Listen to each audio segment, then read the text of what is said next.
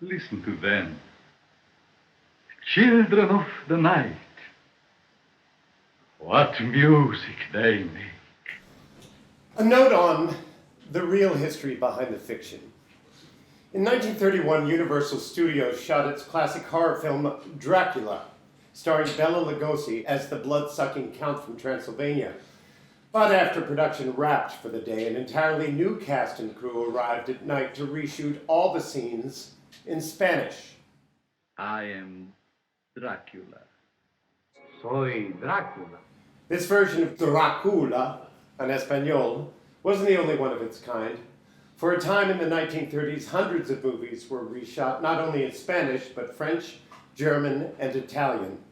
It was a mini boom in Hollywood, before the film industries in other countries geared up and before dubbing or subtitles came into vogue. Often missing from these productions were bilingual translators between the director, cast, and crew. This play takes place in a fictionalized 1930s America and imagines this essential translator being present for a contentious night on the film set of Drácula, where cultures clash and death looms over the production. When are we? An undefined post-war, pre-war year in the mid-1930s. Who are they?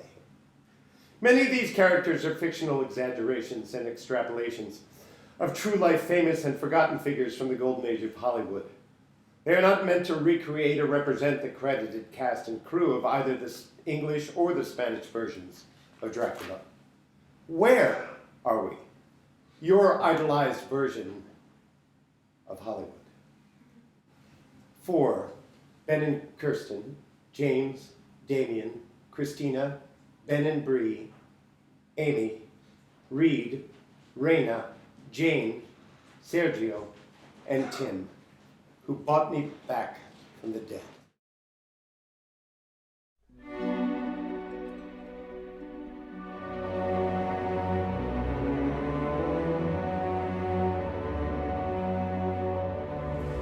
Children of the Night, written by Pedro, Juan, Fonseca. Act 1, scene number 1, black. The clang of a cymbal vibrates on the air.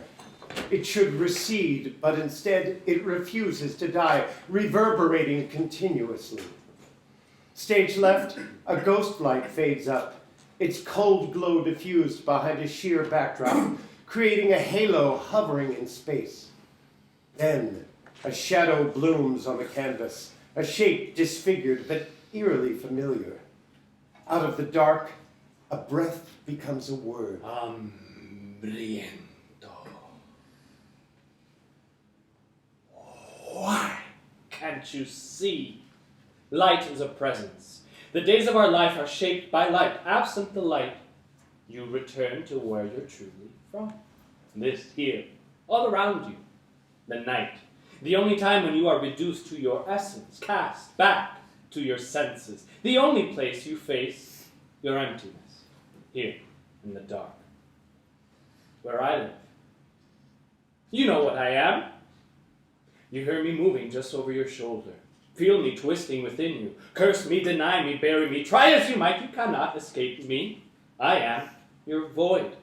Write me down, spin me out, draw me, shape, and stuff me in it. I cannot be caught. I'll never be yours, but you are mine. You smell my intention and bend, heeding my call. Come to me. Out of fear, you run. Out of love, you return. Run and return, run and return. Our dance, yes. This is how I like you, in your rightful place before me, not unable to go, unwilling to leave because you want this. You know you'll always give in to my whisper in your ear. Unearth me. We are together now, my child. Silence is grave, but listen. Do you hear it? This is only one sound that gives life to the dark. Blood. Your blood flowing through your veins. The only thing that makes us the same. Listen to the hum of you. The only thing between us now is your skin. So delicate a barrier, so thin an excuse. How much pressure can you stand before the puncture, the press of flesh, the pain climbing and climbing until it burns you, burns us both, and then... Ah! I hear you now. You're open and I'm through. It's the beginning of your suffering, but the end of all your longing. Give me what I want, and I'll set you free. My only price is everything you have. Once you've fed me my fill and I've left you heavy, I'll let you run again, away to wherever you go when you leave. I don't need to know because I'll be here, waiting for you. You know this. And that is why you come when called. Because you're just as alone as I am. And we both are alone without each other. Why can't you see? You're just like me. Bam! The ghost light snaps off as light bulbs stage right come up. ¿Quién vive? ¡Alto! Lights on makeup mirrors from stage right reveal two figures. Segismundo Serra, we'll call him Mundo, sits up from the floor, frightened. Behind Mundo is Henry Hall, lying on a Chesterfield sofa, shivering in his sleep, disturbed. They are at the back of a dormant movie studio cluttered with equipment, chairs, and production lights. A row of gargantuan backdrops are tiered across the length of the stage from large to small. But we're not seeing the scenery on the front. Instead, we're looking at the dark backside of the drops, all crisscrossed wooden struts and rough canvas. The words Universal Studios and Stage 1 are stenciled across them. Like everything in Hollywood, they're much larger than they need to be. Behind the backdrops, a scrim obscures a stone archway, part of a movie set we can't quite see. Mundo stands, dropping a tweed suit coat off his chest and laying it over Henry's sleeping form. Stepping gingerly around a pair of teacups, he crosses stage left, where two large stacks of papers have fallen off a table and fanned out on the floor. A screenplay. He reads aloud from the page on the right in Spanish. Un macabro horror. Then the page on the left in English. A macabre horror. He gathers the Maldita unruly sea. pages into two separate piles. Vampire, vampiro, bat, murciélago. It's not right. Coincidence, coincidencia, Transylvania, Transylvania, spirit, espíritu.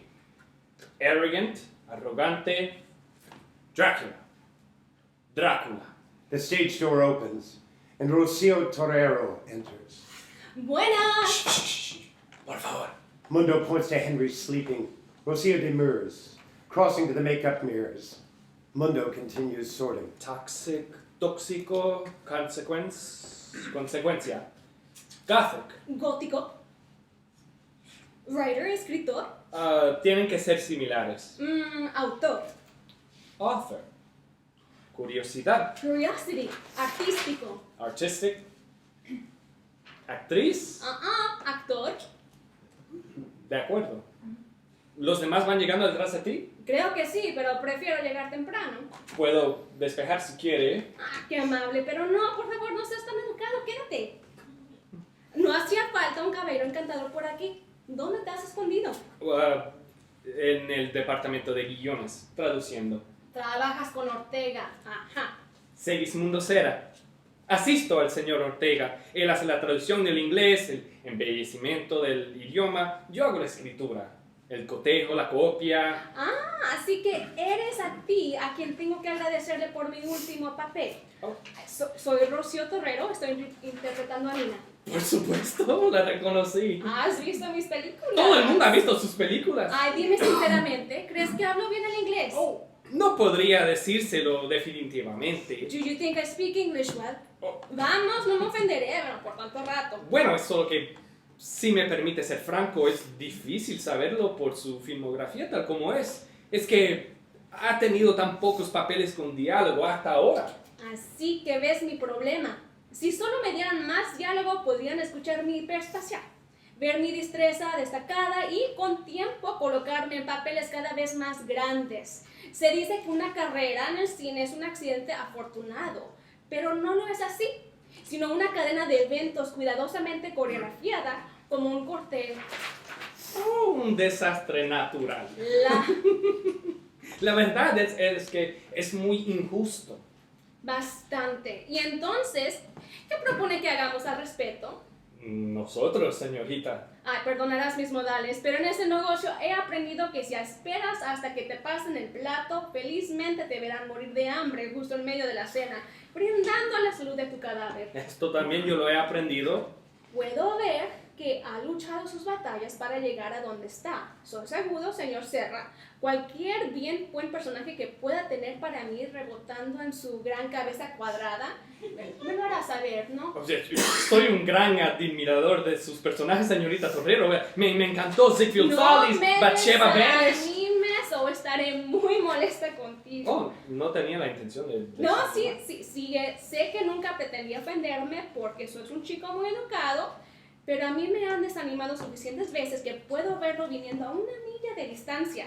No dudo que has tenido dificultades similares a las mías, tratando de obtener cualquier tracción que se pueda en esta maldita industria. ¿Estoy en lo cierto o no? ¿Cuántos rechazos ha recibido tu guión original?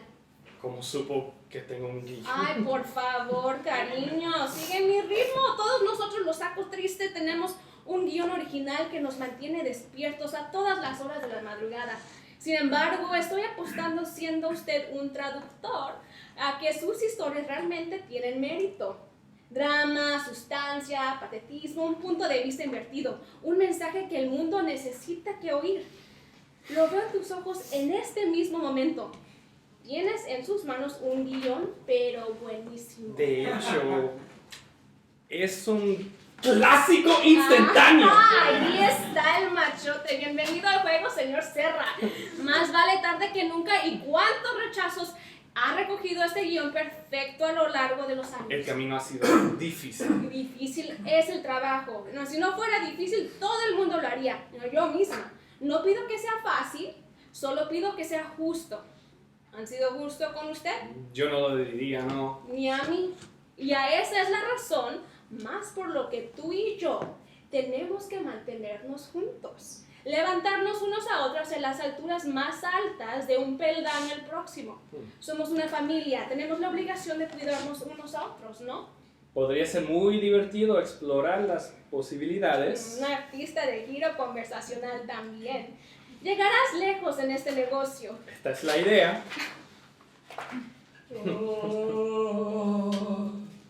Ay, ¿qué diablos fue eso? ¿Lo oyes tú también? Ah, por supuesto que lo escucho. ¿Qué te haces? The wailing is inching closer and closer. A shadow slithers up the side of a canvas backdrop.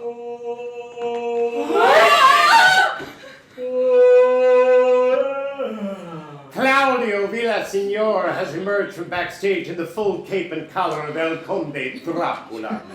Claudio takes a set of ceramic fangs out of his mouth and clicks his tongue. ¿Ustedes ven esta mierda? ¡Ay, Dios mío, Claudio! ¿Cuánto tiempo llevas escondido? No, no escondido, simplemente soñando. Casi les das un ataque al corazón a López Ortega. No se preocupe por mí, señor Villaseñor. Pensé que... Pues ya estoy bien. Stop! Henry turns over in his sleep, burrowing deeper into the sofa, mumbling incoherently. No la veo reprendiendo a ese tipo. Incluso mientras duerme trata de controlarnos. Increíble. Ay, de veras. Quiero decir eso. Miren hacia allá. Claudio points stage left where the craft services table stands piled high with wrappers, dirty plates, used utensils, and empty cups. Comido, completamente limpio. Nada más que huesos. Quedan algunos dulces de Halloween. No puedo sobrevivir toda una noche solo con dulces. The stage door creaks open. Director of photography Luisa Marquez enters behind crew members Ariel the gaffer and Marion the sound mixer. ¡Epa! ¡Ey! ¿Dónde está la fiesta? No estoy con ellos, simplemente caminamos juntos. Ay, calladitos, que hay un muerto en la habitación. Oh, no sabía que hubo un funeral. Lo siento, Conde Drácula. Llevaremos nuestras ofrendas a otro lugar. ¿Qué es lo que tienen ahí? Traemos unos bolillos, tamales, agua y algo de cerveza. Hay que hacer un altar para el Día de los Muertos. Pero eso no es hasta mañana. Es que mañana viajamos a la ubicación de las Vázquez Rocks para la cena del carruaje llegando al castillo Drácula. No podemos poner una mesa afuera, así que hay que hacerlo hoy. ¿Quieren agregar algo a las ofrendas? Muy amable, pero yo soy cubano. Yo soy de San Diego. San Diego sigue contando como México. Cuenten sin mí, yo no practico supersticiones. Todavía puedes poner algo si quieres. Todos hemos perdido a alguien que quisiéramos hablar una vez más. O nunca volver a ver jamás y por siempre. Eso también, hermano, te escucho. ¿Hay suficiente para hacer ofrendas y también para compartir entre nosotros? Huele, jodidos, no se despejaron con toda la comida. No nos dejaron nada. Malditos buitres. Tendremos que dividirnos. No sé a ustedes, pero yo no voy a trabajar otro turno completo con mi estómago vacío. El espíritu de mi abuela tendrá que perdonarme. Papá, tú quieres que yo coma un bocadillo, ¿no? Me acercaré a los espíritus y despejaré el camino. ¿Conoces a mi papá muerto? Soy actor, mi buen amigo. Sirvo como conducto a cualquier espacio dentro de nosotros y al más allá. ¡Qué suerte! Un teléfono directo a los fantasmas. Espíritus del otro mundo, os rogamos su comprensión en esta noche santa. Os pedimos su permiso para tomar parte de sus ofrendas para nosotros mismos en esta hora de nuestra necesidad. Cuando hemos sido abandonados, pero si la bondad os conmueve, concedáis una señal de su permiso. A veces la falta de una señal es una señal en sí misma. Bang! To Luisa's chagrin, the stage door lets in more sunlight as well as Hernan Ortega speaking gently with Zoilo Rodriguez crossing toward the group. De todos modos, una llama abierta. Piénsalo un momento, Zoilo. ¿Qué tienes ahí, Zoilo? Mañana empiezan los días de los muertos y estaremos ubicados en la Vázquez Rocas todo el día. Y se me ocurrió cocinar una ofrendita con este anfarre de barro. He reveals a squat clay pot with a hollow base. ¡Eso! ¡Dale aquí, güey! Pide y recibirás, Luisita. Una coincidencia completa.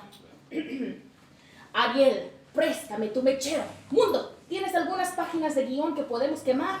Ariel tiptoes toward Henry's sleeping form on the sofa and bends down. ¿Esto es tu idea de un comentario sobre mi escritura, Marión? Ay, tengo un par de notas para ti. Ahora te los menciono, güey. He picks the lemon out of Henry's cold teacup and adds it to his hoard of ingredients. Digo, si es que quieres mejorar. Estoy muerto de hambre. Mundo crumbles a page of his screenplay and begins stuffing it into the base of Zoyo's anifre. Señores, cuidado, por favor. Quemarán el estudio. Ay, vamos, Ortega. Le cocinamos un tamal fresco si mira hacia el otro lado. Solo esta vez. ¿Cómo le parece? ¿Qué tipo de tamales tienes allí? Hoy comemos bien, amigos. Scene 2. As a group, the actors and crew cross stage left to the craft services table to begin cooking, passing over Henry, who is still napping fitfully on the sofa, dead to the world. Mundo and Ortega hang back by the makeup mirrors. ¿Cómo va el guión? Fui un poco descuidado y dejé caer los guiones del rodaje, pero ordené las páginas de nuevo en inglés y en español. No, nuestro guión, tu guión. No seas tan tímido, hombre. No te estoy reprendiendo. Tengo curiosidad genuina por saber cómo te va en tus esfuerzos personales. Pensé que no aprobaría que tomara tiempo lejos de mis asuntos oficiales. Si no practicamos nuestras artes privadas una vez al día, los frutos de nuestras almas mueren en sus vidas. De hecho, He completado mi documento final. Bueno, el documento que llevaré para presentar frente a los estudios. Nuestros trabajos meticulosos nunca se terminan. Trabajo fastidioso. ¿Trabajo riguroso? ¿Has organizado tus reuniones? He hecho las listas de personas al que llamar para pedir que configuren otras llamadas que podrían terminar convirtiéndose en reuniones. Sí, no valoran cada vez menos estos días, excepto por tus hombros anchos. No te cambiaría tu juventud por nada en el mundo. Y yo lo dejaría todo hoy por una onza de su experiencia. Pero entonces no podrías disfrutarlo. Eso sí. Si vas a hacer tratos con el diablo, asegúrate que salgas el ganador en tus términos. Tengo la mala suerte de trabajar en Hollywood. Todavía queda tiempo para aprender esa lección. Oh, no, pintas un retrato bastante oscuro. El lenguaje del cine se escribe con sangre, ¿no es así? A través de mis décadas en este estudio, he llegado a pensar que el cine no es un lenguaje, es pura expresión. Así que traducirlo es un esfuerzo sumamente importante. Nadie debería carecer de acceso a las herramientas de su expresión. Nuestro don para la creación de imágenes nos llega desde donde partes desconocidas. Puede ayudarnos a ver más claramente, pero también nos puede cegar. Estoy tratando de ver a través de la oscuridad. No pretenderé ser tu fuente de luz. Organizando los tratos que resultan en las artes es la más onerosa del proceso para mí. Y algunos días considero hacer mi tiro final y terminar el día. A menudo siento que he dado sangre, agotado y desechado por la misma taza que intenté construir. Desprecio el tener que tomar parte de un proceso en el que se me pide que convenza a la gente que mi veneno es el veneno que los hará morir más lentamente que el otro. ¿Algo más que te preocupa? Perdona mis gruñidos. No es nada apremiante. Claro, tienes que decirme si no quieres. No le estoy evitando. ¿Sabes qué? De hecho, no digas nada. Ni otra palabra. Dejaremos eso a los empresarios de allá con sus luces y cámaras. Apúntalo. Ponlo en cuadros. Píntalo en colores. Dale un arco y un final. Un poco de humor si te queda de sobra. Tal vez un poco de sensualidad si te atreves. ¿Cómo? Habla en serio, muchacho. La elegancia es sumamente más importante que el sufrimiento. Forja tu dolor en belleza antes de que ponga la oportunidad de devorarte. Y de una vez que hayas hecho batalla con tus líos hasta que los tengas colgados en un hilo narrativo, ¿me dejarás leerlo? Podría ser la forma más segura de sacarme la verdad. Sigue hablando su filosofía por allá, más cerveza para mí. Ay, me prometieron tamales por mi silencio y cobraré mi soborno. Mundo and Ortega cross stage left and joined the others at the small feast they brought together at the craft services table. Todos juntos al amanecer y todos juntos a comer. Bien dicho. ¿Estás bien desde ayer, Chispita? La estamos cuidando, capitán. No tendrá la oportunidad otra vez si te lo digo ahora mismo. ¿Qué sucedió ayer? Lo he puesto en el pasado. ¡Ah! ¡Yo me encargo! He exits. Capitán, ¿qué le habría dicho si pudiera? Siento esa astuta nota de sospecha en tu voz, Zoilo. Te dejaré saber que participé en algún boxeo deportivo durante mis días en los ejércitos americanos. ¿En serio? Si hubiera estado presente ayer, habría sido la mente irracional que prevaleció en este asunto, justo después que le diera 2 pensamientos para que me considere. No puedo imaginarme usted causando una pelea. Nunca las causo, pero siempre las termino. Sawyer pulls Mundo with him to center stage and plants himself in a boxing stance, bobbing and weaving. He imitates Ortega. Oiga, nunca las causo, siempre las termino. Soy la mente racional que prevalece. Hay buena razón por la que me llaman capitán por estas partes. Te doy 2 pensamientos para que me consideres. Ven para acá y dímelo a la cara. ¡Que no hay necesidad de imitarme, muchachos! Me probaré a mí mismo, si están dispuestos. Estoy bastante lleno al momento. Comí demasiado. Mordieron más de lo que pudieran masticar, caballeros. 'Mundo and Ortega cross stage left and joined the others at the small feast they brought together at the craft services table. Bien dicho. Sawyer pulls Mundo with him to center stage and plants himself in a boxing stance, bobbing and weaving. He imitates Ortega. Mordieron más de lo que pudieran masticar, caballeros. Lo intentamos de nuevo más tarde. Lucharemos ahora y más tarde también, amigo mío. ¡Guau! Vaya, me rindo. En una broma, por supuesto. ¿Todo bien? Bien, sí, solo consiguiendo mi aliento. Ariel and ¡Telegrama! Oh, está llegando a ser ese momento, ¿no? Deberíamos empacar. Necesito espacio para mis estiramientos. Mundo crosses towards Ariel, peering at the yellow Western Union telegram in his hand. ¿Para quién es eso? Henry, del propio presidente del estudio. ¿Qué dice? Le mandan 10 telegramas al día. Si has leído uno, lo has leído todos. Se lo pasaré. Ariel hands Mundo the telegram and exits. Ya es hora de despertar a la bestia. Me temo que sí. Sawyer hovers above Henry's sleeping form. Duerme el sueño de los muertos. Ofrécele algo dulce a su cadáver. He pinches a bolillo, a piece of savory white bread as well as a slang term for a white person, off the craft services table. Oye, Henry, ¿por qué estás tan enfadados con nosotros, ¿Tienes hambre? ¿Quieres un bolillo? Un bolillo para un bolillo. ¡Abre boca! He taps the bread on Henry's lips, then wham!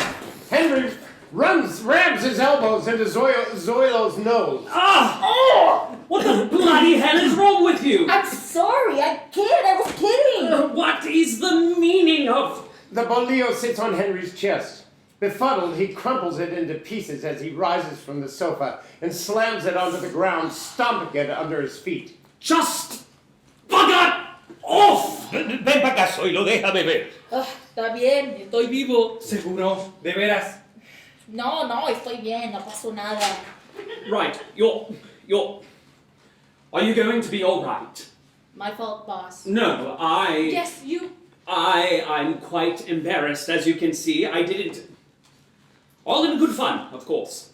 Marion, see to Zoilo, would you? We want him looking handsome for the camera. Ariel, what's our scene for today?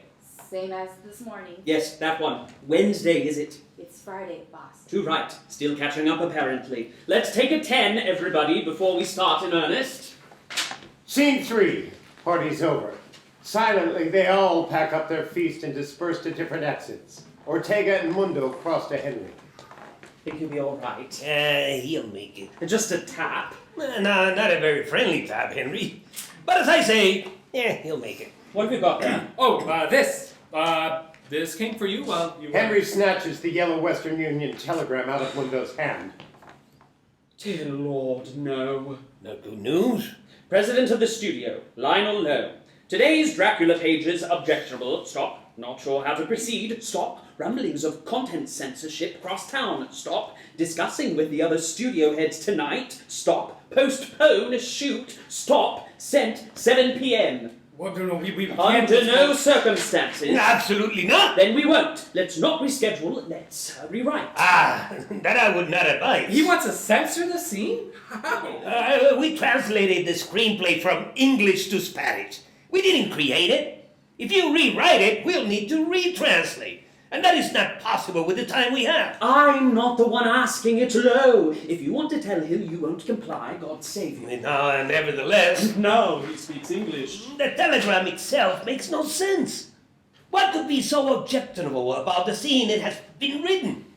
It's a monster movie. There's definitely barely any content. Our main character has 3 wives. Under no circumstances can we postpone. We're only 3 weeks into production on this godforsaken film and already hopelessly behind and severely over budget. And that's just the English version. And the Spanish version? We shoot English all day, then Spanish at night. I assure you, both pictures are failing at the exact same rate. I need to sit down.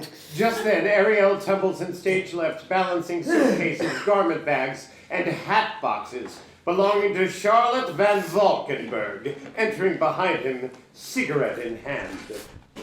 Señorita Van Valkenburg. You're still here? Pleasure seeing you as well. To the car, Ariel. I'll be along. Ariel crosses to the stage door and exits. Ortega has produced a lighter for Charlotte's cigarette. Ortega, you're always right where I need you. Un placer. Lugosi just behind you. Long gone by now, love. Bella had a date with a tall glass of Stella Artois. Tell him he'd better make tracks tomorrow morning. We're not scheduled to accommodate the hangovers. You see how he treats us. I'm sure he's a saint with the Spanish cast. He tries. And fails. Tomorrow's pages? A bit of a hold on though. We want to look them over one last time. Make sure they're worthy of your talents. Dear Ortega, is everything all right? Very well, thank you. Thus in the studio, that's all. Charlotte slips her arm into Ortega's to stoke his ego just as much as to keep him upright. You know, when I'm feeling just all right, I like to add a little pep to my step. Oh, you do you? She reaches into her clutch and draws out an amber medicine bottle she passes to Ortega. Methaqualone. Sounds fun. Only when you chase it with this. She unscrews the top of a flask and takes a swig, passing it to Mundo next, who screws it closed again. I don't think I've seen this color before. Not in America, no. Shall I be presumptuous? I return to the Rhineland only once a year, if I can help it. And I only do two things. Visit my Oma's grave in Thiers, and pick up vials of these. Completely broke me off the morphine for... Good. Help me sleep on long shoot days and calm my jangly nerves. Little miracles they are. I swear by them. Sometimes it's the only confidence I can find on camera. No. Oh yes. Even I need a little help being Charlotte van Valkenburg every day. What do you have to be nervous about? Pleasing you, Henry Hall. The more of these I take, the more I seem to like you.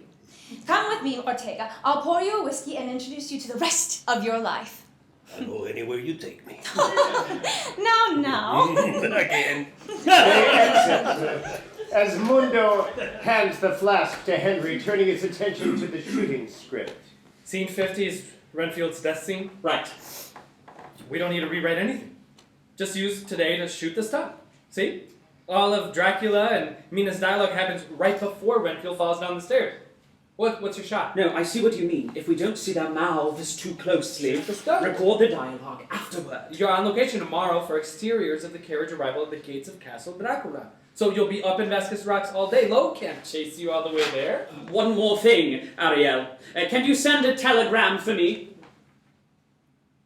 Have it say, on schedule, stop. On budget, stop. Shooting stunt tonight. We're shooting the stunt tonight? Will you send it, please? Musso and Frank's Hollywood Boulevard, 6667. Time is 7:45. Yes, boss. Ariel exits yet again. What's Lo doing at Musso's? Must be where he's discussing with other studio heads. Drinking more than discussing. Speaking of... He pulls Charlotte's flask out of his pocket. You kept it? Leave her to a pocket drugstore. I need it more than she does. Give it here. They share the flask between them. It scares me when I wake up and you're not here. Something fell in the dark. Woke me up. And then I got caught up in... I had a bad one, too. I'm sorry. Well, you don't have to hit Zoilo like that. I know, he startled me. They were at it again, 40 times on each. Look at me. It's not a memory, it's a dream. They're gone now, they can't touch you. Only I can touch you. You're different when you speak in Spanish. I thought you were asleep. I can hear your voice anywhere. Something comes over you. Yeah. How much have you got to drink today? Change in Spanish. Henry? Mundo. I change. Is that good? Never ask if it's good, only ask if it's beautiful. Is it beautiful? Muy guapo. Alright, okay. Bellissimo. That's Italian, so... I wish I could understand you when you speak it. I taught you some. But I can't very well say that in public, can I? I feel like all I do is cost you something. You got a steep price of admission, but... Your box office, babe. They kiss. Tell me about the shoot. I'm going mad shooting 2 films at once, or rather the same film twice. Same sets, same costumes. Yes, but different cinematography on different actors and a language I don't speak. Communication's broken down so much I'm reduced to using crude signs and shouting. I was just talking to Rocio and them, and they didn't mention anything to me. And they've given up. Haven't spoken so much as a word to me since yesterday. Translate for me, will you? More pages? No, on set, tonight. Oh. They speak English just fine, don't they?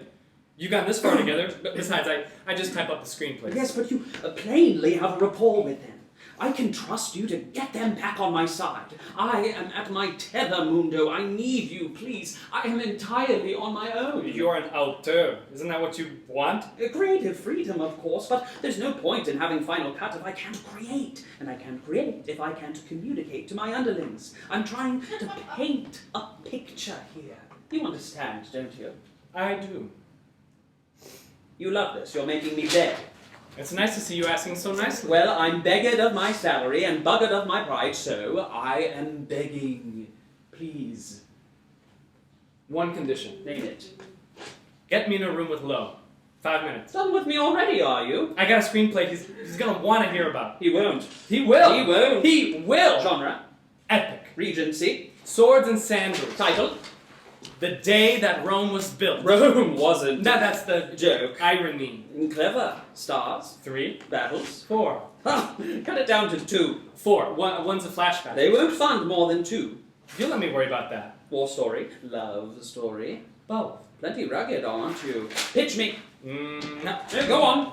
You can keep your top marks, Professor. I know what I have. Why do you always think I'm antagonizing you? Trust me, darling, you don't want to disappear into the ranks of the hundreds of writers pitching at in, and day out. You're special. Even if I can get you in front of him, what is it that you really want? I want him to make my movie. And what if I really want to make your movie? Get in line, pal. What if I could guarantee I could? You almost bankrupted this place 6 times. Universal would never... No, they would never. Would you follow me if I went to another studio? Set up your picture there? Hard to say. So you're not a fool. Good man. What studio? Universal is always so cross with me when I turn in a picture and very happy when it opens. I'm tired of the seesaw and I'm getting off. Warner Brothers has an opening in their slate, and they want me for it. Somebody over there heard about my war record, they saw my last picture, heard that I run a tight set, and they made me an offer.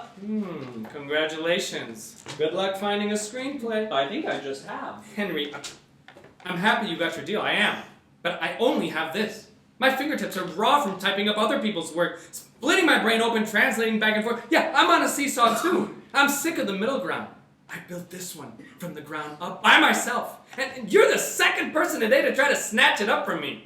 I don't want to just hand it over the first opportunity. I'm not trying to cut you out. I'm trying to deal you in. You lot love Ortega, and he loves you, but he won't be leaving Universal anytime soon. If I use my deal to make your script, then you're in at Warner's, free and clear, under your own steam. You mean under your steam? Don't Hollywood me, Henry. I'm only jamming my foot in the door. You'll have to push through on your own. Probably push past me once their crews get a taste of my pre-production process. You keep saying you're hard to work with. One of these days, I'll believe you. You'd really have me onto your deal. You don't have to do that. Oh, good. I'll take it back, then. See, false modesty will get you nowhere. Thank you. Of course. Thank you for staying the night. Wait, so... What do you mean you're not talking... What do you mean they're not talking to you at all? What happened? It's this cursed set. It's got everyone's blood boiling, including mine. They exit. In the absence of warm bodies, the empty set begins to shut down. First, the light bulbs on the makeup mirrors dim off. Then the work lights start to flicker and pop until they die out. Before we know it, we're plunged into a blackout. Scene 4. Quiet. Still, but not alone. The outlines of the slumbering backdrops tower over everything, and then music starts to shiver on the air. It is Song of the Swans from the ballet Swan Lake by Pyotr Ilyich Tchaikovsky. The famous lake motif of that plays over the opening titles of the classic horror film Drácula. As the music fades away, the ghost light fades up as before. Silence. If we hear anything, we might hear distant footsteps or an echoing laugh. Only once the silence has truly settled into our bones, only then will we hear a soft, low, mournful wail, like an exultation out of the dark. And now a wind sweeps through the set. coming from nowhere and going to nowhere, ruffling curtains, sending screenplay pages fluttering on the floor, and tipping the ghost light over until it falls with a crash! The cage around the bulb keeps it from shuttering, but it flickers unnaturally until it dies. The theater is truly black now. I think we hear whispering words that we can't quite tell. Then a deep, rumbling hum charges the atmosphere, climbing and climbing and climbing and climbing in pitch until a surge brings the ghost light back to life, brighter than before.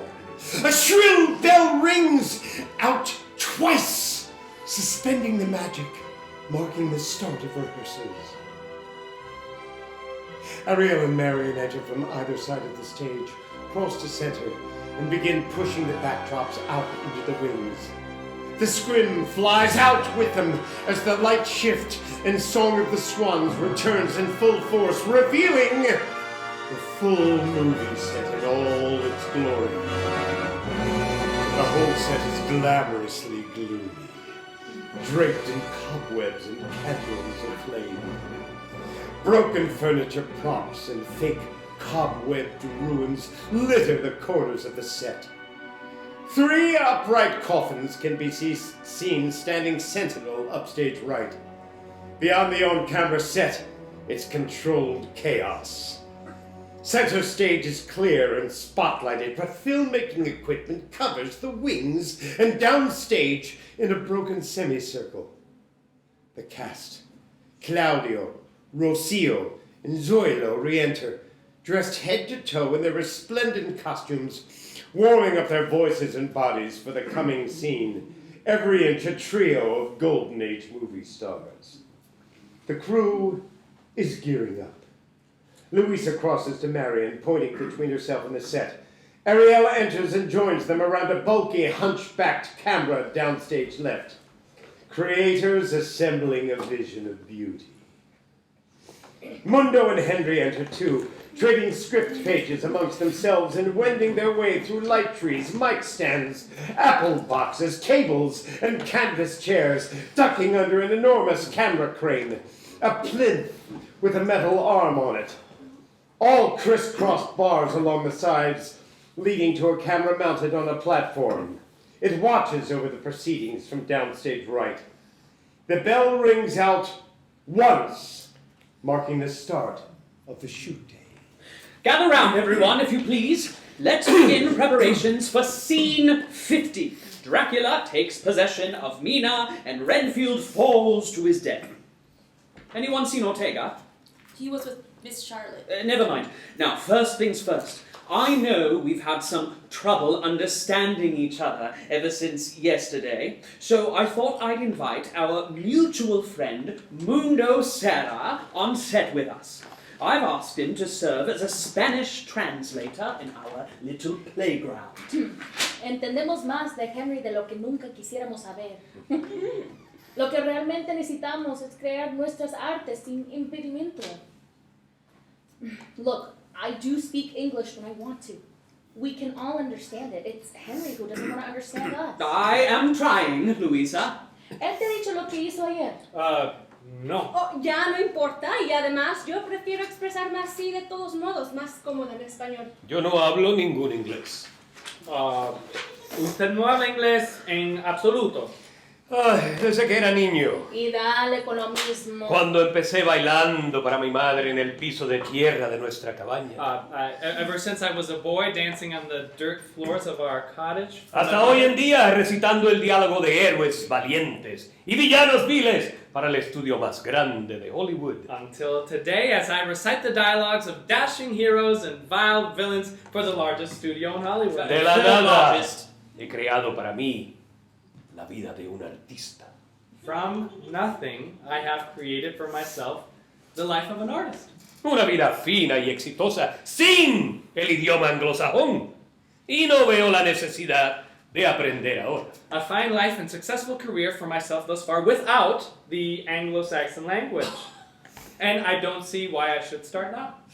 Christ, is that all? Have I taken my beatings like a good little boy? We may all speak different languages, but what I cannot seem to get you lot to understand is that I wouldn't be asking so much of you if I didn't have faith you could manage it. Henry crosses to a canvas chair, the word director emblazoned on it, and points to a silver coin on the end of an orange and blue ribbon pinned to the upper right corner. A World War I Royal British War Medal.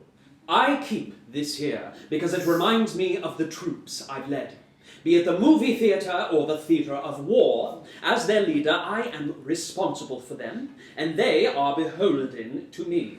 It's a mutual agreement. All of us here are interested in the continuation of our film, aren't we? Regardless of how you feel about me, I ask you to please cooperate.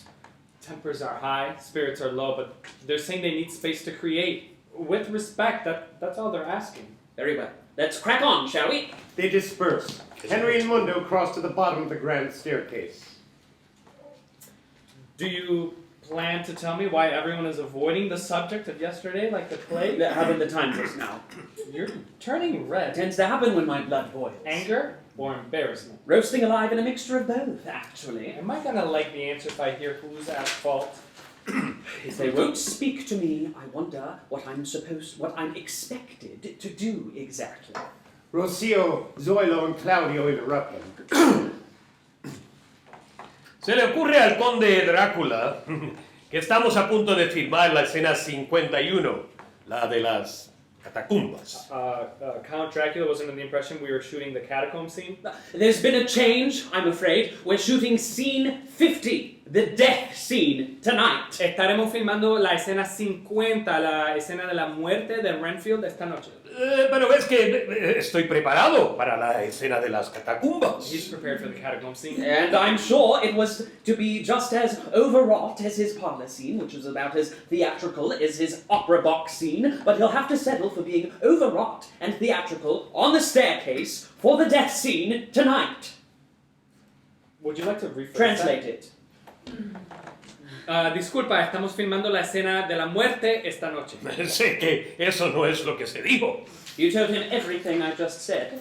Señor, le aseguro que puede contar con que mis traducciones sean precisas. I'm paraphrasing. Tell him what I've said. If he's asking for a browbeating, he'll get one. Pues por favor, dígale a nuestro director que, creo yo, es un charlatán engreído. Beg pardon? Believe me, you don't want to know. I do still have ears, you know, and the word charlatan sounds the same in every language. Claudio, querido, si vamos a filmar la escena de la muerte, después de todo deberíamos compartir nuestra interpretación del material con él. Sounds like they have a fresh take on the scene. Lord help us. Go on, then. El asesinato de Renfield no debe representarse como una derrota trágica y equivocada, sino como una liberación triunfal. Renfield's killing shouldn't be depicted as a tragic, misguided defeat, but as a triumphant release. Sí, verá, la lectura de la escena es una en la que Drácula busca vengarse de Renfield. Es precisa, pero superficial. Dracula seeking revenge on Renfield, but there's more to the story. Más bien está terminando el trabajo que comenzó en Transilvania. He's finishing the job he started in Transylvania.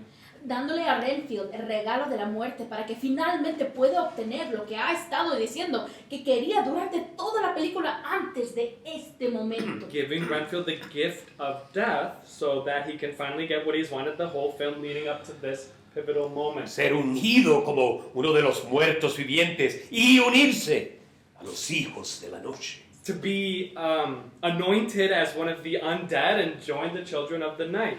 I think Mina is still under Dracula's spell in this scene, but there is an active action there still. She speaks. She has drink of Dracula's blood, that's true, but that's not the same as possessing her. It's more like he's la recluto, un soldado al que le lavaron el cerebro para ser leal. Dracula has recruited her, a soldier brainwashed to be loyal. So she's still herself, but with a magnetic feeling in her body that draws her toward what she thinks is a sense of belonging. Una sensación de intimidad. Drácula le permite verlo en su forma más macabra, la más despiadada. Eso es muy íntimo. A sense of intimacy.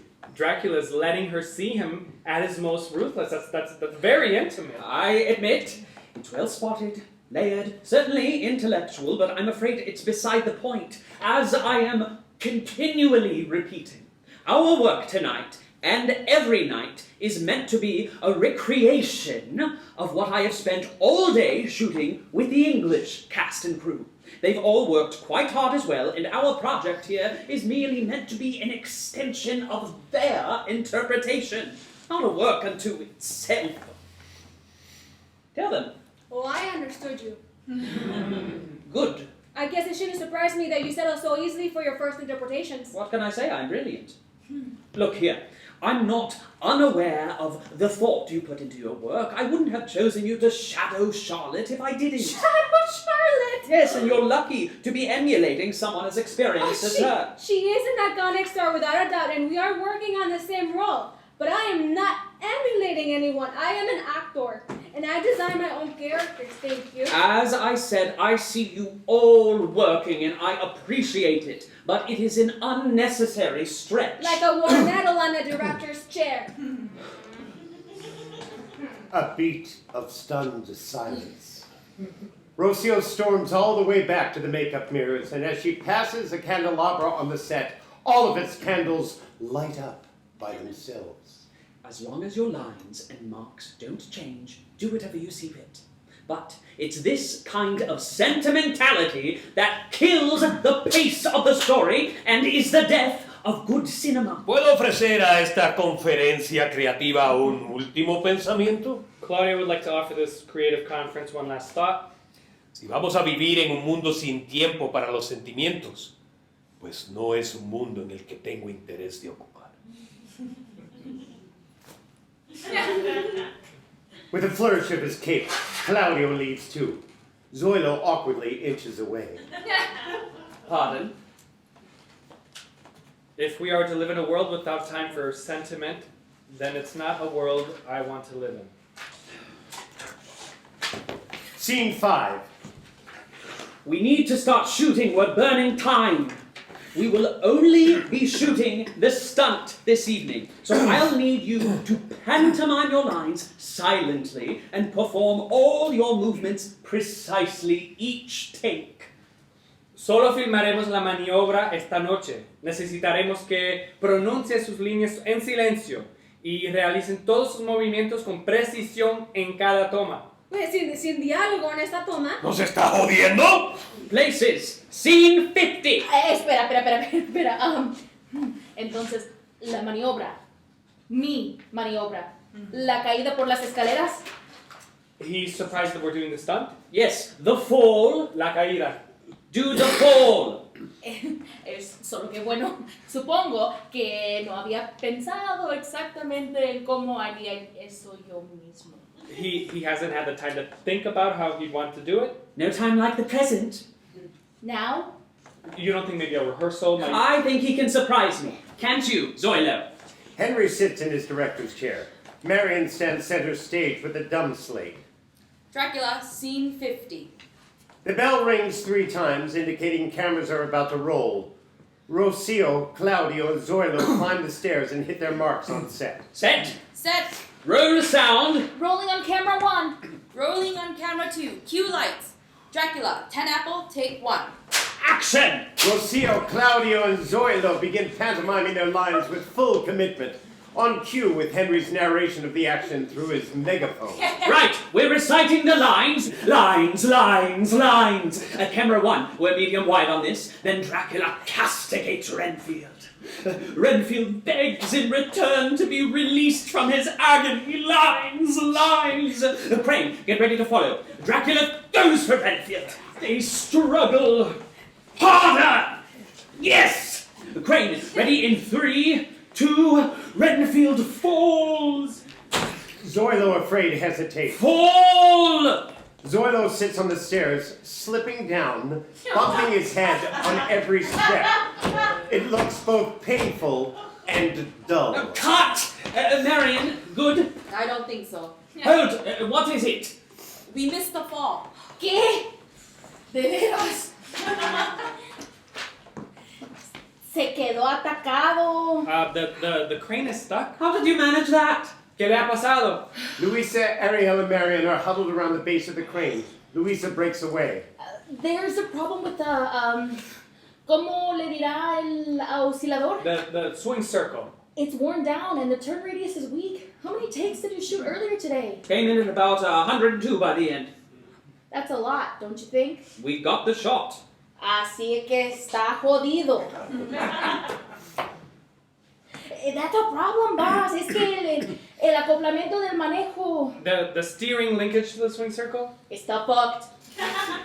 Aren't they shooting a gangster picture in lot 2? Charlotte enters wearing a scarlet floor-length sleeping robe, all tulle and feathers with matching floor-length sleeves. The only way to tell she isn't a living goddess floating on a cloud is that her hair is studded with a helmet of curlers, wide as beer cans. She nurses a whiskey on one hand and a cigar in the other. Don't you ever go home? I'm due back on this lot in another 8 hours. What's the use in going home? They're passing out Halloween candy. To children? Is Ortega with you? Hasn't he come back here? Oh, we shared a cigar, but that was hours ago. Charlotte, dear, you were saying the gangster picture, lot 2? Yes. The guns of Chicagoland. They've got a fleet of Cadillacs blocked me into my trailer every evening. But the mechanics will have some grease and to lube up the crane you broke. I didn't break it, it just broke. You're Arnold, dear. I was the one on this very set earlier today with you asking me to scream full voice for 102 takes, remember? Is a little grease going to be enough for all the takes we still have left to go? It's going to have to be, Ariel. Ariel exit. Can we talk framing adjustments then? Might as well, you saw the dailies. You cut the space in half. Couldn't be helped. And I can see why, but maybe now we can showcase the entire set more? My idea is we start out in a wide, just like yours. They appear as small figures and push in slowly while Dracula talks. Then pan over past the columns, and when the fall happens, we can break it up in 3 quick cuts. The wide at the top, a crane over Mina and Dracula in the middle, and cut to the bottom of Renfield's body close up for his final breath. It gives speed and grotesquerie without making poor Zoilo break his back too many times. And what's wrong with my shot? Nothing. I just think I can do something a little better. A little better, right then. I didn't mean it like that. Everyone, you have all seen the dailies. I spent hours shooting earlier today. What we need is a carbon copy of that movie. This film is a work of translation. What it is not is an interpretation, and certainly not your interpretation. Let me be clear. You don't have a perspective. You are not invited to bring your style on my set. You checked your perspective at the door the moment you signed on the dotted line for this project. The style of this picture is mine, and you will all fall in line with that, or you will go. Ariel is returned with a tank of grease in one hand and 2 yellow telegrams in the other. Give those here, and take that grease to Louisa. I want this crane up and running. Henry. Reset! Back to 1. Scene 6. The bell rings once. 10 minutes. 10 minutos. Everyone goes back to their stations. Henry takes Mundo upstage to the makeup mirror.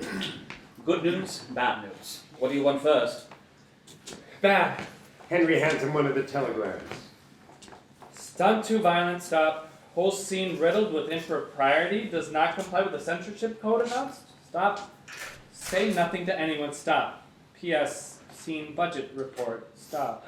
Called Warner's, stop. Got you.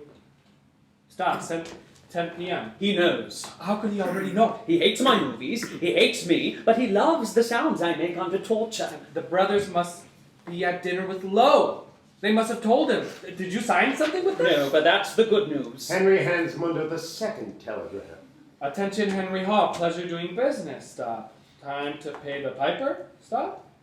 Send along screenplay plus cast and crew list at earliest convenience. Stop. That means now. Stop. Messenger to water tower by morning. Stop. Or it's off. Stop. See the time. Sent 10:15 p.m. Lowe's put the scare into the brothers. I was on a handshake deal with them until I delivered a script package. Now they want it closed by tomorrow. Or they'll drop the deal and you're stuck at Universal. Do you have a script package? Is your screenplay typed up? 2 copies. Then I have 1 screenplay. You're telling me we have to put a whole new movie together before the movie we're currently shooting or it shuts down or we lose them both? That's the long and short of it. Charlotte enters stage right, stepping out the last of her cigar and sweeping herself in front of a mirror to remove her curlers. You're everywhere tonight. The actor's makeup station? Yes, imagine my surprise at walking into a business meeting. How much did you hear? Oh, dizzy boys. I've been 3 feet away from you this whole time. You shouldn't have your discussions in the studio, you know. The doors have ears and the walls talk. One overhears the most salacious things. I hadn't known Warner's was poaching people. I'm insulted not even to be asked for my polite refusal. Breathe a word of this and I'll... Oh, tut, Henry. I thought we were all pals. I pride myself on being a trustworthy confidant to my friends, of which you'll find very few in this business. But if this is how you treat your friends... Charlotte, dear, I regret my outburst. Is that the best you can do? I'm afraid you missed the apology hour of the evening. Oh, you're lucky. I like your friend. Have you thought about what I said? No. Now, how do you two know each other? Shh! We're having a moment, just us. Well? Is magic real? Yes. You feel it too, don't you? I don't think I want to believe in it. Oh, but you do. You're starting to. She touches his hand. Reluctantly, he answers. It's all around. A presence. Can we trust you, Charlotte? Me? I'll take you to the moon and back. The question is, do you trust each other? Of course. Funny way of showing it. You keep ducking into shadowy corners together, thinking you can't be overheard. Then biting each other's heads off. If you don't have trust, then you don't have anything. Now, you're lucky I've been dropping eaves because I can help you pull out and see the big picture for a second. These fat cats are eating steak at a restaurant with their cronies, dashing off telegrams to you between Cuban cigars. That's all that's happening here. They want to make you just as afraid as they are that they won't make any money that they don't intend to share with you.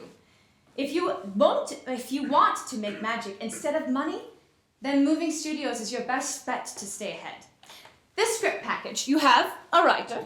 Not a package quite yet, but the screenplay is there. You have a director. Such as he is. The last thing you need is... A star! Rocio crosses toward them, slinging her long white silk train onto her lap. We live in a glass house. She sits opposite Charlotte. Te felicito, sabes cómo elegir tu momento. Ya te lo dije, las grandes carreras cinematográficas se construyen mediante una cadena de eventos cuidadosamente coreografadas. Oh, Rosie, dear. Good to see you tonight, Charlotte. Ethan's all right? And the kids? Rosie's husband and I played Tarzan and Jane in a dreadful jungle picture last year. But look at you! You're positively freezing to death in this tea towel they've put you in. You'll catch a cold. Henry, this looks nothing at all like my costume for the day shoot. Oh, the studio is very warm in the day, but very cold at night. Nonsense! Do you know what he shoved me in? I'm trussed up in a sleeping gown that covers my neck and goes to the floor. Is that so? Huh. No silhouette whatsoever. Lowe approved these. It says the scene won't be suggested. Oh, I see. Then mine is very different. I feel like my nipples are about to suggest themselves right out of this neckline. Well, viewers expect more of fantasy from you. His words. But coming from your mouth, let's show some respect here. I can't believe you after all those times you insisted the 2 movies had to be exactly the same. It sounds like you found your exception. And thought we wouldn't catch it. Well, I'm simply not having it. Charlotte.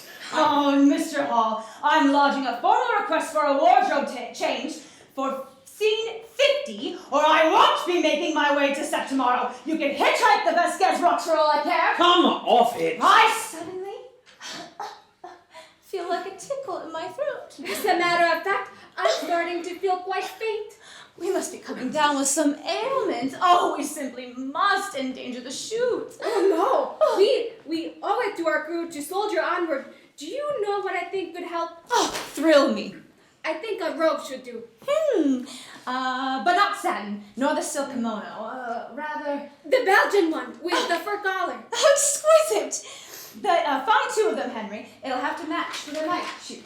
Your wish is my command. But ladies, I'm rather more concerned about how much insider information is leaking out of this sinking ship. Rosie's no squealer. Are you, Rosie? But I do love a deal. This one's getting rather crowded at the moment. Let's make it simple. What's my role? I don't care. Anything you want. You think I'll just take any part you thrust at me? Sorry. Go on, Moondale. Promise her something. There's Shepherd's daughter. Good night, gentlemen. Oh, no, the Shepherd's daughter in love with the hero. Oh, another hero's prize. I was nominated for Helena Sparta and forgotten all about it. A priestess, then. Head of the Order of Juno. You'll ride a horse, have prophetic visions, give a rousing speech in the Senate, and deal a killing blow to the king in the end. Really? Well, I'll have to read it before making that commitment. I won't just make every screenplay I read. And I don't sell my stories to louts who are stupid enough to think a handshake deal is binding, so I guess we're a pretty choosy bunch. Sounds to me like Charlotte solved your problem for you. Henry directs Mundo's screenplay and Charlotte stars in it. But you're under contract here. Will Universal loan you out? I'm the most expensive contract that studio has. I'm locked into the same golden handcuffs as Henry. Lowe won't let us leave under any circumstances. Right. Unless we both go at the same time. Can we do that? I don't know, but it's an exciting thought to know.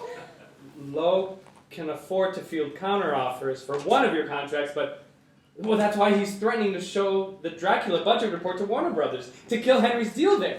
But any deal Warner's offers us, Lowe is under fiscal obligation to match or counter. And he can't afford to counter both your contracts at once. Warner's would buy you both out of Universal. The deal is back up. Charlotte, your car is outside, isn't it?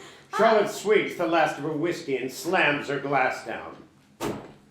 Don't look for me, boys. I'm crashing that meeting at Musso and Frank's to get this in writing. I'll need my furs. Charlotte exits. Damn it all, it's already 11. The witching hours will begin soon. Yes, the veil grows thin and all that. As thin as my patience. Louisa! Henry exits, leaving Mundo and Rocio alone. Didn't know you knew Charlotte. We do play the same role, after all. You were so helpful. Oh, I just listen carefully. How kind of you. No, I can never tell if you're playing all the angles or if you really can see the light in the darkness. I told you before, I'm not sure you're right for my piece. Why don't we let the director decide that? The director who owes you a great deal for staying on set? His mistake, my game. What did he do to you yesterday? Why don't you want to work with me? It's not that I don't want to work with you, Rocio. I just don't want to make promises I can't keep. I can happily hand you the role of Shepherd's daughter right now, but when they throw you in front of Warner Brothers, how many of your auditions go your way? I bet it's the same as my pitch meetings. Those two can team up because they have enough between them to pose a real threat. You and me, we have our talents, but all they'll give us in return is a hill of beans they can sweep off the table the moment we become an inconvenience. Besides, it's Henry's deal, not mine. It's bad enough he has me on it. If I bring you with me too and dig my heels in, the studio won't feel in control. This whole thing could tip over. And guess who loses then? Not them. No, there will always be a reason not to do something. It sounds like you have plenty. Well, you can't fault me for trying. Just remember, we're family, Mundo. And like it or not, you're stuck with me. Scene 7. Henry approaches Marion center stage. Crane is ready, boss. Set. Set. Dracula, scene 50. Roll sound. Rolling on camera 1. Rolling on camera 2. Lights. Well, let's hope they stay on, I guess. Still rolling. Dracula, 10 apple, take 2. Action! Rocio, Claudio, and Zoilo play the scene. Good, Mina. Really beg him. Yes, lines. Go after him, Dracula. He belongs to you. Don't let him go. That's it. Crane feels good. All right, Renfield. Play the pain, man. The pain inside. Let it out. Lines, lines. Now fight. Yes. More. Good. Crane. Push in, push in, push in. Fall! Zoilo leaps into the air, but only ends up half tripping down the stairs, then obviously rolling on the floor. Cut! Zoilo! Monday. Go to costumes, get them to hide some pads on you. You're embarrassing yourself. Zoilo and Luisa cross paths as he exits. Did we get it? It's crooked. Why is that happening? I'm throwing her as wide as she'll go. I don't know what else to do, boss. A low rumble begins to churn in the background. Marion produces a toolbox out of which he pulls a steel leveler. The rumble is growing louder.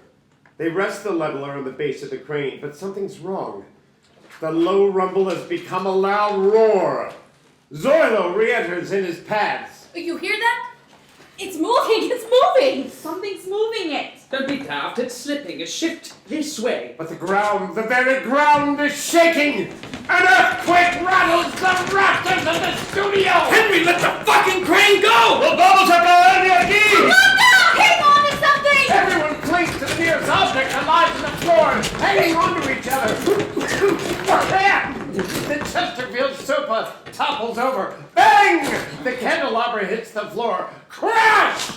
One of the upright coffins collapses.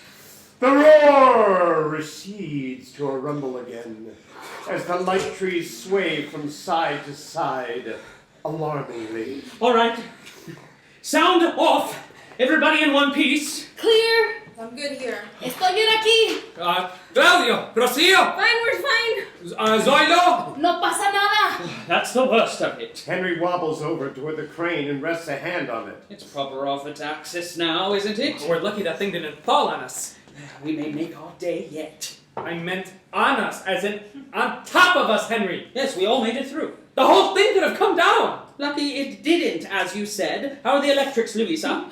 By blind luck, they look unscathed. Cameras? Doing good, boss. Move this thing onto a ramp. If we can't balance it, we'll balance the ground underneath it. Louisa walks backwards, directing Ariel and Marion, who are pushing the camera crane further down stage right and towards center. Actors and crew counter the crane, moving as a group across to stage right.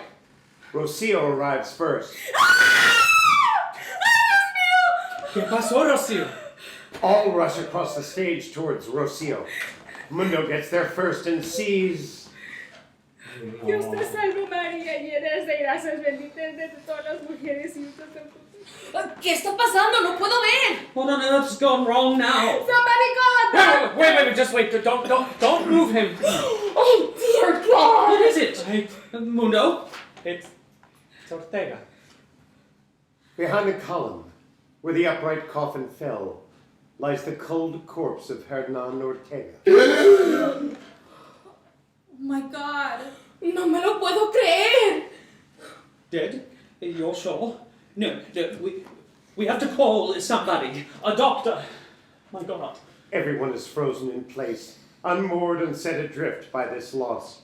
Claudio somberly crosses the stage, bends down over the body, then crosses down center, holding in his hands Ortega's signature spectacles. How could this happen? You dare ask how this could happen? Claudio.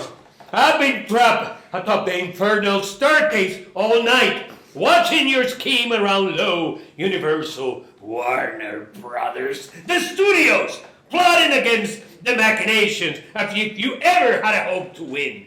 You cannot win. What is it that makes you think you can? Ya basta, Claudio. Oh, I see it now.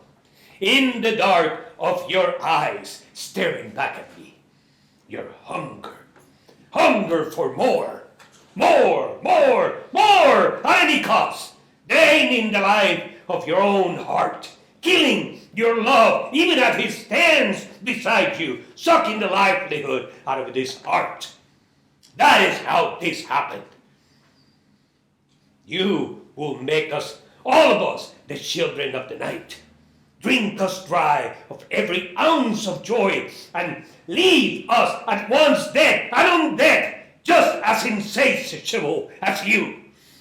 The cast and crew are stunned at this pronouncement. It's fearsome. It's terrifying. and completely in English? This whole time? Okay. I had nothing to say to you. A full orchestra erupts into the climax of Song of the Swans, the haunting melody that adds menace and horror to the closing titles of the classic film Dracula. Blackout. End of Act 1.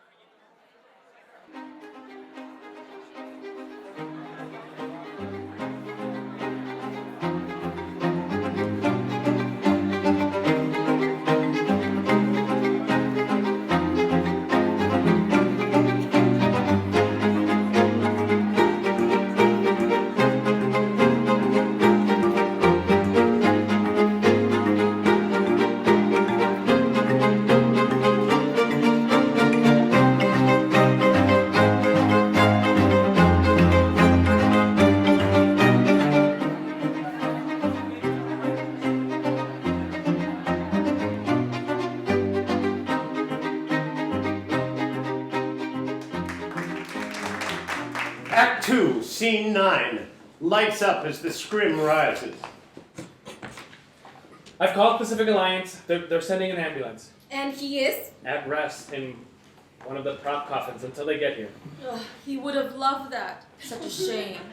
Ni siquiera me despedí de él. I can't believe it. Obviamente, esto ha sido un gran golpe para la empresa. A great blow to the crew in the studio. Es una situación inédita para una producción única como la nuestra. It's an unprecedented situation for a unique production like ours. Ortega kept us together. More than any camera or projector, this man drew life out of life, made meaning of our petty lives, and turned them into art. He was a presence, and without his words to guide us, we're lost. It's hard to achieve creative excellence amongst disquiet and disarray. After the night we've had, too much is being asked of us. There have been disagreements and clear oversights, but despite it all, you are delivering. Yes, the fangs are fake and the bats are plastic, but you care about this movie. I know Ortega cared. Like the great writer he was, he never said it if he could show it instead. He loved the film we built. Does anyone want to stop? Wrap up and go home. Say the word now, because if not, then it feels appropriate we share a moment of silence for Ortega before we return to work. Do we all agree? Everyone clasps their hands and bows their heads. Because their eyes are closed, nobody notices the wind blowing gently behind them, rustling a few pages into the air.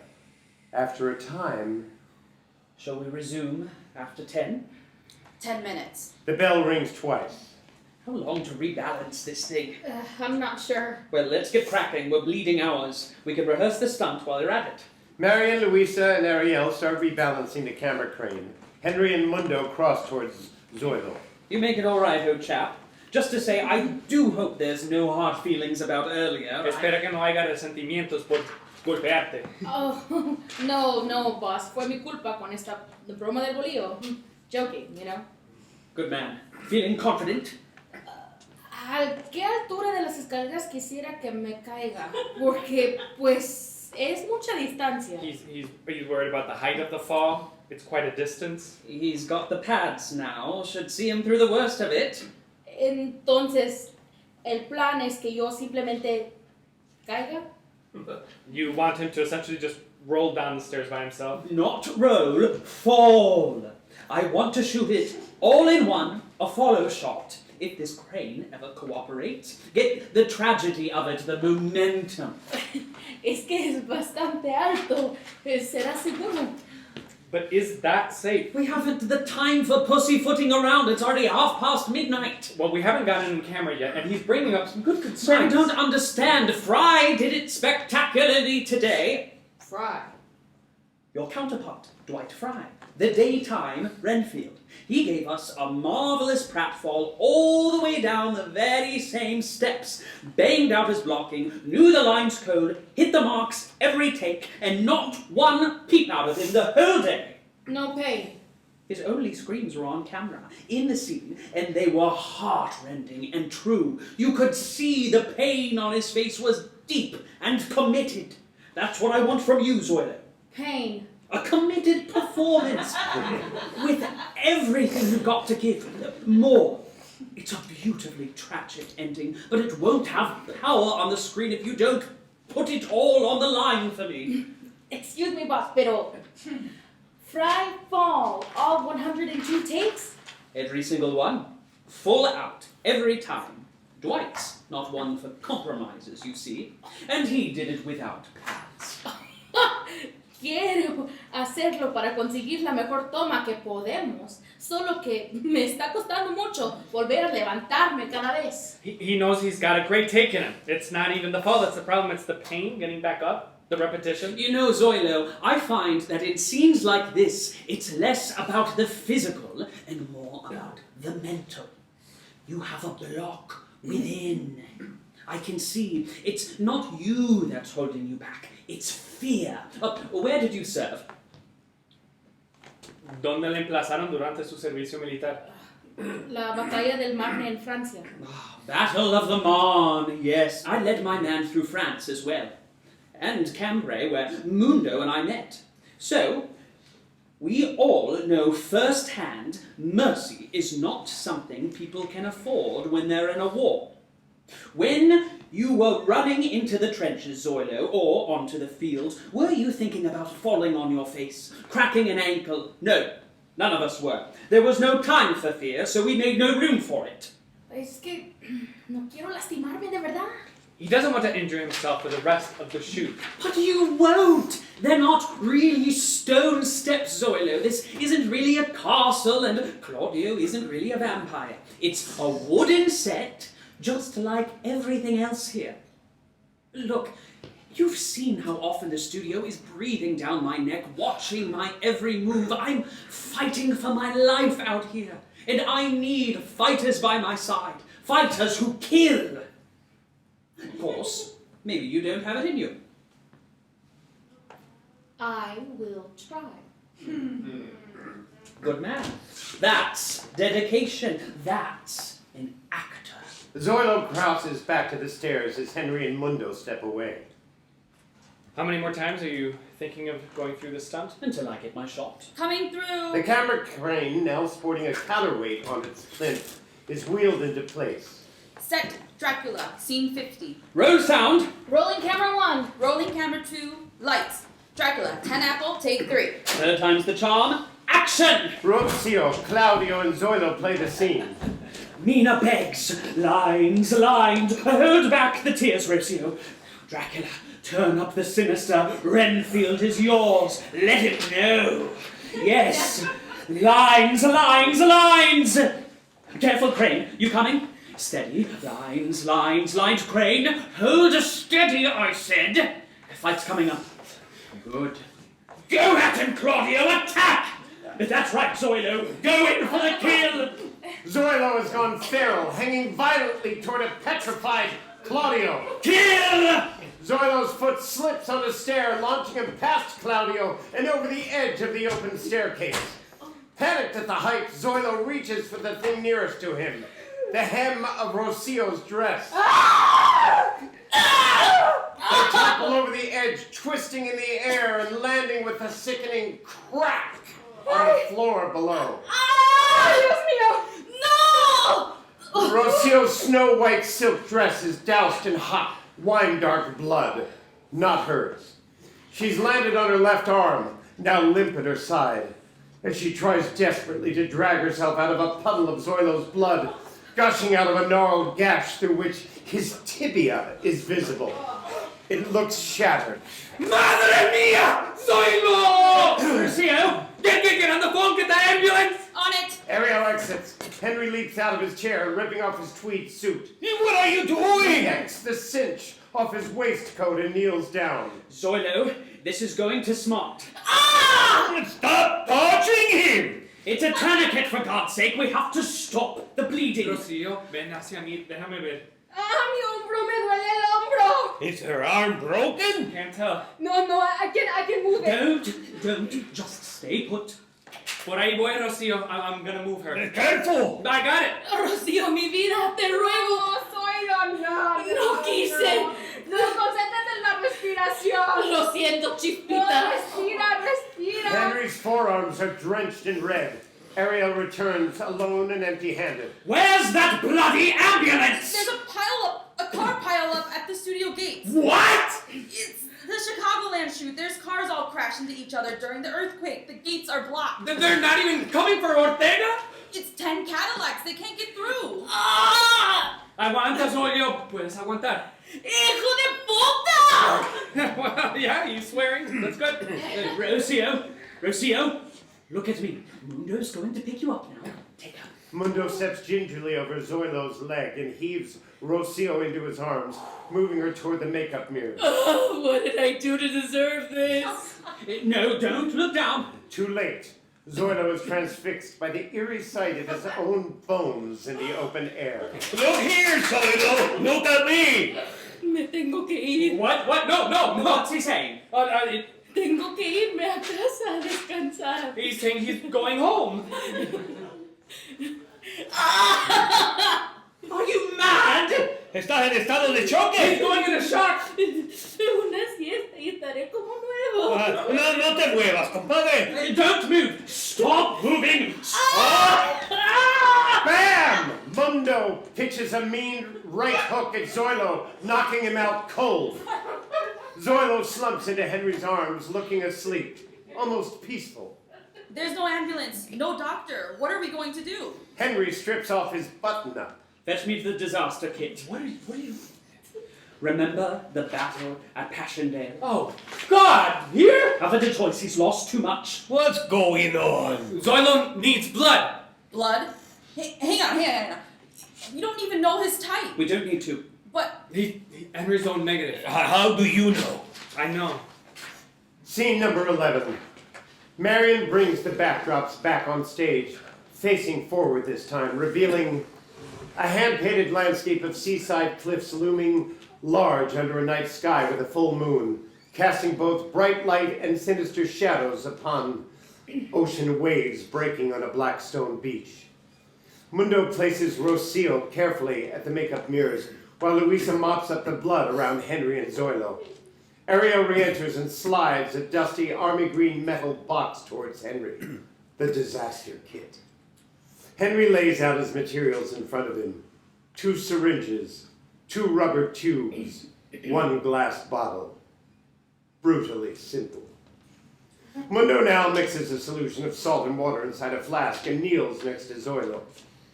Henry doesn't flinch as he pricks the needle into his arm. The rubber tube seems to brighten as fresh blood flows through it and into the glass bottle standing between him and Zoilo. Mundo begins to pour the saltwater solution into the bottle and mix it with Henry's blood. What's that you're doing there? Saline prevents clotting. Keep that tourniquet tight on him. When the bottle is full by half, you'll drop the line in and give him the needle. By half? It won't flow otherwise. Henry, that's a lot of blood. This was much easier to do when you were the one unconscious. You've done this before? We were under heavy fire, and I took a hit to the neck. Bleeding all over me. There was nowhere else to go, so Henry... He saved my life. Don't thank me, thank my vices. I just drank the last drop of that gin bottle. He gave you his blood? Right there in the field? I didn't think you had it in you, Henry. Neither did I. Is it so surprising? Mira cómo ha estado toda la noche. Pensarías que es un buen tipo. Nada de lo que he visto de Henry me cae bien. No creo en que se sacrificara por nadie. That's right, just bandy my name about as if I'm not here. I've had a day to get used to it. You see what I mean? He keeps making cracks at us like como si no tuviera la culpa de lo que ha sucedido. Deja el tema en paz, Luisa. Henry, is your needle hurting you? Do you need anything? Water? I'm serious. I'll go and get it right now. It can't have anything while it's draining. Good. I want you comfortable. It's rude to speak another language when you don't know others can understand you. So we'd like to let you into our conversation now. We were just discussing your own rude behavior yesterday and how you haven't talked to us about it yet. In regards to that, I thought we'd settle Not talking about it? No. Rocio doesn't want to talk about it because she's too proud to admit you hurt her. I want to talk about it because I can't stay this angry with you for so long. I have so much else on my list I want to yell at you about. So let's cross this one out. Luisa, leave it! I already said I didn't want to talk about it any longer. Oh, get it through your head, Chispita. Can't you see? We're not rolling cameras again tonight. The day is gone. So the budget is over and the schedule's off. There's no job left to lose. You actors, you play every emotion except the ones you own. Stop giving up what's important to you. What is she talking about? You thought calling Ortega down here would keep us quiet. You've been using Mundo as a shield all night to try to placate us. I've been asking myself, why does he do that? Doesn't he know? He doesn't know, does he? You haven't told him. I haven't. I want to make sure that you're comfortable because you have until the ambulance gets here to give Rocio an apology, to give us an apology. Henry's blood is steadily oozing into the glass bottle, a little less than a quarter full now. He's caught, can't move, can't leave. Henry glances uncomfortably around, landing on Claudio. Don't look at me. I want to know what he's going to do. Tell him. I am not proud of what I'm about to tell you, but it happened. Speak. Yesterday, I came onto set after the day shift to find that the film reel was down by half. We'd only paid for a few reels and we needed coverage that night, so I was livid. Come to find, our cast and crew had gotten excited about a take they wanted to try, not dissimilar to the one they tried to run us by tonight. I still think that our take was better. They took the liberty of shooting it while I was asleep, using our film stock. Wanted to have a bit of fun, I suppose. But I was the one who had to telegram Lowe for a new reel. It set us over budget on the day, and he raked me over the coals for it. My responsibility, after all, and there I was asleep on the job. I asked if you were sleeping. Please. It's not the worst part yet. After I rang off with Lowe, I towed them off for insubordination, and we kept on shooting to make the day. I was rattled. I rattled them. None of it was working, and we were wasting even more film with every take. I hit my limit, and in a rage, I mocked her. Mocked? You imitated her? It was childish, I admit. In an argument? El acento. You mocked her accent, Henry. Utterly regrettable behavior. Yeah, reprehensible. Yes, all right, yes. You don't think so? I know so. Why else would I have kept it from you? Because you're caught. Because I'm ashamed. None of you will ever believe me now, but I don't know what came over me. I just did it. And the damage was done. You asked me to translate. You asked me to stay. I didn't know how to explain it, and I didn't want to lose you before I worked out exactly how to tell you. Please, Mundo, you know I'm not like that. Don't say that. Yes, you are. We're all ugly inside sometimes, but that doesn't excuse... You mocked her? I am sorry. I'm so sorry. I know what it looks like. Yeah. I've heard you. No, you've heard her. You've heard them. Me? I'm crushed. The bottle. Look. The glass bottle stands half full of Henry's blood. Fuck! Carefully, Mundo threads the rubber line from Zoilo's syringe into the bottle, coaxing the blood outward. Once it's flowing smoothly, Mundo stands to go. Don't go. Is this why you threw me into your Warner Brothers deal? Like an afterthought so I wouldn't bolt? No, the deal was real, Mundo. It is real. I swear to you. Awful generous of you, and perfect timing. You think you can buy me? No. I told you not to Hollywood me. I didn't. You threw something shiny at me, so I looked the other way. That's Hollywood, Henry. But no, you don't. You know what? No. This is my fault. I'm the one who fell for it. I don't know why I believe every story you tell me. They get lost in the noise of the in the shuffle of my mind. I got a swarm of stories spiraling around me like bats in my head, day and night, shrieking so loud they won't let me sleep. Stories about the world being just, and that death has a purpose. That I will ever be happy that you love me. That this will ever end. Please don't say that. I do love you. Am I so wrong for doing everything I could to keep the best thing in my life from disappearing? You think I like being the way I am? I build elaborate fantasies in playgrounds other people pay for, that become bedrooms, that turn into torture chambers, and if you believe your eyes, well, shows what you know, doesn't it? Search me! I don't know what to tell you. I'm a storyteller. I tell stories to spare my life. No, what you tell is lies. Lies are ugly. You get tangled in them and they strangle you, keep you in pain. Stories don't destroy.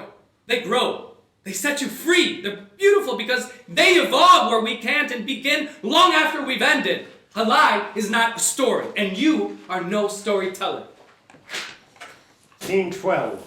Mundo loosens his necktie as he crosses to Rocio at the makeup meeting. Too small. It's a mile long. Not enough. Too tight. Can't even breathe in here. Tiny, minuscule, a speck. Oh, you know a lot of words. I'm a writer. I mean the same thing. I'm a screenwriter. Your arm? Oh, he's not broken, but I can't lift it. No, don't. Here. No. Ortega would have hated all of this. Everyone fighting. We took our eyes off of him for just a moment, and now here we are. There he went. You look like hell. I feel like hell. Actually, no, I feel fluid. Like I'm leaking. Lusa was right. This work that we do, it'll compromise your point of view. You have to frame your field of vision. Keep yourself always in view. Myself is a little out of focus right now. Listen, how he's been, what he did to you. You should have said something to me. I thought you were with him, which has nothing to do with me. I just didn't know what you do. Okay, some advice you didn't ask for. You can't just take it all in like that. You gotta let go of as much of it as you can. You just got to, or it'll consume you. Is he like this with you? No, he's never done anything like that to me before. Never. But is he difficult? Constantly. And you like that? Of course not. But I accept him. Because he saved your life? Yeah. Just because he saved your life? It's hard to shake off something that's already under your skin. Is he good for you? Never ask if he's good, only if it's beautiful. It is. Besides, I'm no picnic either. Oh, I'm sure. You are? Well, I didn't know I was disappointing you, too. it's alright. You don't owe me anything. Right. Some loyalty would be nice, though. I know it looks like I'm defending him, but believe me, I'm protecting you, too. You are not protecting us. You're pleasing him. You're sweeping our justified anger under the rug and trying to make us believe he's a tamer beast than he appears. What he did to you was wrong, okay? I will accept his apology if it is sincere. We said right, I was hurt, but I didn't stay for the job, or not only to keep the job, but for the movie's sake too. The movie I worked hard to get. I want to move on because I want to throw myself back into work again without worry or fear, but I can't because what he did is just another symptom of the bigger problem. What's that? It's how he works, where he takes us as a leader. A man is dead, another dying and bound for the hospital. Because of conditions he created. Because of the pressure from the top that's grinding its heels into all of us. Please, I'm keeping the peace until we can dig ourselves out of this I grave. didn't realize what a gifted actor you are. Perhaps you should take my role, a brainwashed soldier for the Prince of Darkness. Oh, you don't even suspect they might be using you? They? Henry, Charlotte, that deal, the all-powerful deal that will save us all. Do you know how rotten it feels to watch you help her, but not me? It's the other way around. She's helping me. Roll for me comes once every 300 tries, and you can get a movie anytime without her. Without her in 10 years. With her in 5. No matter what she says, Charlotte isn't helping me out of the goodness of her heart. She did it because I was ready with something to offer, and she took it. What do you think is going to happen the moment she's displeased or bored or, I don't know, I do what I want instead of what she needs? And what about Henry? Is that what he is for you? A convenient climb to the ladder at the top? No. Because that's what it is for him. I've seen it. You don't know what we've been through. Oh, and I'd rather not, thank you very much. Who you're with doesn't matter to me either way, of course. If I have to hear that phrase one more time. What is it that you said at the dinner table tonight? Todos juntos al amanecer y todos juntos a comer. Right? All together from sunup till supper. Because we're family. Is that right? Lifting each other up to the highest heights, all ships rise in full harbor. You ever taken a boat out to sea? They're not allowed to leave at the same time. They'll crash and sink. Mere moments after meeting me, you were working me for a job. Wanting to collaborate, coming to me with your hand out, asking to be fed. And now you call my commitment a coincidence? Convenience, because who I am with doesn't matter to you either way. You're family. Family is a bond you care for. You choose it. It's not an obligation to fulfill. You want something? You want something from me? Ask. Be prepared to hear a no. And here's some advice you didn't ask for. You do well to rely on yourself instead of feeding on your own family. Try sucking blood somewhere else. Enraged, Mundo leaves Rocio alone in front of her mirror. She's perched on her stool, stock still. She picks up her notebook, flips to a page, and reads. October 6th, day 1. A note on carriage, such skin, such beautiful skin, brown, perfect for black and white, so sweet, sweet girl, who wouldn't want to just devour you. Stand up, proud, straight backs, chin high, chest out. Note to self, eyes are props. Mouth an ornament. Breasts are a special effect. Breasts are a special effect. October 14th, day 8, a note on fitting. Drop the neckline. Drop the neckline. Discreet but low. Discreet but low. Lower. Bring her lower. There. She's a low, she'll go. Note to self. What a pleasure it is to serve. What a pleasure it is to work. October 18th, day 12. A note on voice. It's weak, brittle, raw, untrained, like her. Sing out, out! Get out, out now! Get out! Come back when you can speak clearly. Note to self. Think lovingly, think sparingly, think of warmth, think of home, think of nothing, think nothing at all. October 23rd, day 16. On voice again. Speak clearly.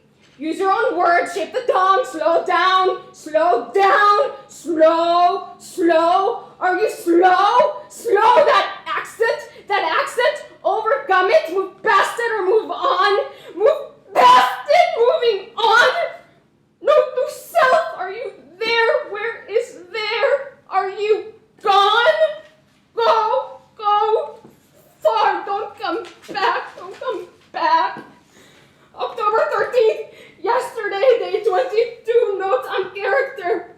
Work. Let's work. Do less. Do less. Even less. Less. Throw it away. Just throw it away. Now do it like See me. how I do Just it. like me. See how See I how do I do it. it. Do Do it. Just do it and do and do. Do it again. This way. way. Again. And again. Stop. Stop. Please stop. Stop. I said stop. You stop. If you're going to do this, I'm going to leave. If you're going to do this, I'm going to leave.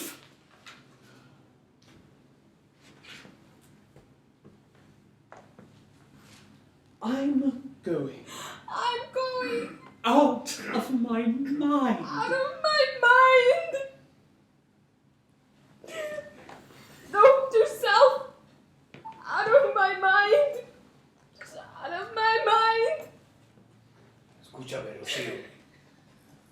It's in my head and I'm out of my mind. Mad. Out of my mind. Mad at him. Mad at me. I wrapped around my heart. No dejes que te antagonice. Luego puedes decidir lo que quieras, pero antes óyeme. No tiene ni idea de lo que eres tú. Él no te... de nada que no tengas ya por dentro. Solo tú puedes decidir qué cambiar. Y solo si quieres.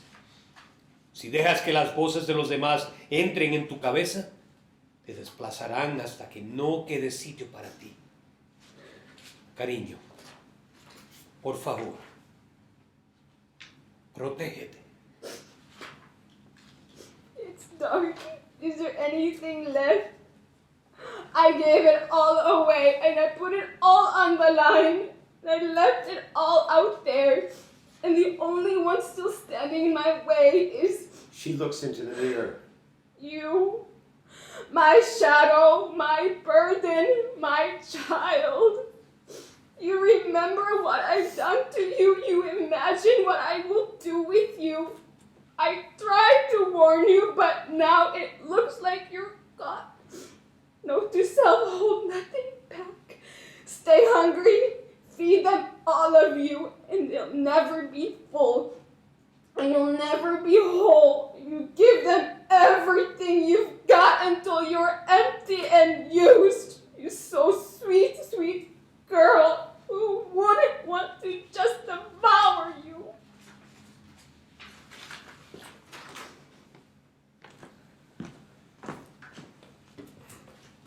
Scene 13. Mundo is stormed across the stage all the way to the stage door. Suddenly it opens and Charlotte barges through, slightly tipsy and, unlike everyone in the studio, very, very happy. You're back. How did you get through the car pilot? Ripped the stocking and tore my hemline, but I got it. Here. She hands him, of all things, a yellow telegram. A telegram made it through, but not the ambulance. Should there Did have... you see the ambulance out there? Should there have been? That's right, yeah. You weren't here. My goodness. You've gone pale. What's the matter? Ortega has, passed on. Oh. I just saw him earlier today. No one knows what it was. Poor man. Death is terribly close to us at all times, even if we can't see it. Yeah, I thought on a movie set I was safe from it, but... Sometimes there's nowhere to run to. How did it go at Warner's? Oh, that. Well, it feels improper to share good news now, but I have to say, it was splendid. They remembered my Helen of Sparta performance and raved about the reviews and the box office. I managed to make a deal for 2 pictures. I wrote my terms in lipstick on 12 cocktail napkins, and they gave me everything in the end. They'll be sending us the papers tomorrow. 2 pictures? That's incredible! Well, there's been a slight change. Lowe did see me there, none too pleased about it. He knew he couldn't stop me, so he told them about Henry's overages. Warner's wouldn't get into bed with him after they saw the numbers, so they greenlit a 2-picture deal for me. Henry's going to be so angry. Serves him right. Oh, he's got fangs! I like it! Actually, it's good you're here. Would you be a dear and do me a favor? Would you tell him for me? He should hear it from someone he loves. You know about us? Not in so many words. Am I that transparent? My dear, your face is drained of color. You're cold and alone. I've been where you are many times. The difference is, by now, I've learned my lesson, and the secret is getting out. And what is that? I'll put it to you this way. One night with Drácula is not worth dying for. I won't pretend to you that I'm any good at avoiding it yet, but I have learned, I must admit, that I am too easily at the mercy of other people. My poor Oma wouldn't recognize me now. You'll think me silly, but before I came to Los Angeles from Trier, I used to speak to my Oma's spirit every night asking for advice. She had lots to say. Do you still talk to her? As it happens, I do. But I haven't felt her presence anywhere for years. In moments when I allow myself to be fearful of it, I sometimes think I left her behind in Germany. And that without me around, she must have faded away like I've faded away. You haven't faded away. Everyone loves you. Everyone watches me. There's a difference. On nights like tonight, it can give me some power in the world, but it doesn't make me many friends. I never met a man I didn't have to fight to exist, save for Henry, really. And now that we're becoming fast friends, you. Yeah, I'm flattered, but we've only just met tonight. I have a sense for these things, remember? I hope you weren't lying about your swords and sandals picture. It's real. Good. Because once you tell Henry, you and I can figure out what we're going to do. You and me? They transferred Henry's deal to me with all points intact, and since the only paper in the script package was your screenplay, I had them add your name to the papers. Butchered the spelling, though, I think. Charlotte, that's too much. You haven't even read a word that I've written. Rub the stars out of your eyes. I have notes for you when I do read it. This isn't a train ticket. You'll be earning your keep. I need a writer who understands me, my voice, to make sure that I'm taken care of. I can do that. She gestures past him toward the set. Where is Henry now? I don't hear shouting. A lot's happened. Too much. Maybe you're better off in your trailer. I'll deal with Dracula in there. He does bear a striking resemblance to the character, doesn't he? I'm starting to wonder if they're too much like each other. Don't let him get into your head. I need those brains myself now. He's always in my head. You know, I read the script again before my scene tomorrow, and I noticed something new. Dracula enslaves women, and he tortures men. He's a living metaphor for the plague, and yet in adaptation after adaptation, including this one, Dracula has somehow made himself the central character of this story. Isn't Dracula the star of Dracula? Not at all. I think the story is one of ordinary people being visited by a terrible force and learning how to stop it. She exits, leaving Mundo there, pressing his head against the stage door. Scene 14. Lights dim on the stage, empty save for Henry standing at center. Zoilo and crew are nowhere to be seen. He is muttering to himself, pulling all the yellow Western Union telegrams he's received out of his pockets in fistfuls. Telegram, 7:30 past never, sent on the hour of every hour. Telegram! Attention, Henry Hall, you're free to go, always have been. Stop. It's got nothing to do with me. I'll miss you. Stop. But the legal department won't miss you. Budget affairs won't miss you. Art department, camera department, costumes, craft services, greens, maintenance, PAs won't miss you. Stop. Unpleasant man. Stop. Difficult. Stop. Nobody needs a genius. Stop. Script department will miss you, though. Miss you a great deal, I hear. Stop. I hear everything. I see it all. Stop. But I look the other way. Warner Brothers, they will see you too in the end. Stop. It's in your hands, Henry. I don't want to let you go. I don't want to expose you. I don't want to report you. Stop. I don't want to go to war, but I'm about to. A seething rage rumbles its way up from Henry's stomach to his face like an earthquake. He rips the telegrams apart, unhinged, tossing them into the air, stirring up a storm he can bathe in. Stop!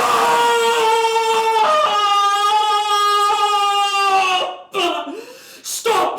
Stop! Stop! Stop it! Stop! I see you. Stop. I see it all. Stop. I see you. Mount, aperture, elements, my all-seeing lens with its pinpoint precision brings you into focus and exposes you for what you are. Stop. A monster, a demon, the shadow of a devil in the night luring me into your trap. I won't have it. I won't. Stop. I won't. Stop. I won't stop until I eat you first, till I let you dry of everything that gives you life. He transforms. Attention! March! Left, left, left, right, left. Screen! Sound off! I am a soldier! I am a warrior! Number 13! I will always place the mission first! I will never accept defeat! I am an expert and professional! I will never quit! I stand ready to engage and destroy the enemies of freedom! The enemy! An enemy. Who is the enemy? I am the enemy. The enemy! Dissension in the ranks. We need discipline, not dissent. We are a retreating army in a rearguard position. Conceal your post from the enemy and attack with divisive action. Who is the enemy? The enemy. The enemy! I am the enemy. Blackout. When my eyes close, I dream of an insidious darkness coming into me, filling me up with black. In my mouth, up my nose, into my ears, my brain flooded, my mind drowned, like a creature of the night without a conscience, only eyes like moons on a moonless night. Hanging from the wrists on a moonless night.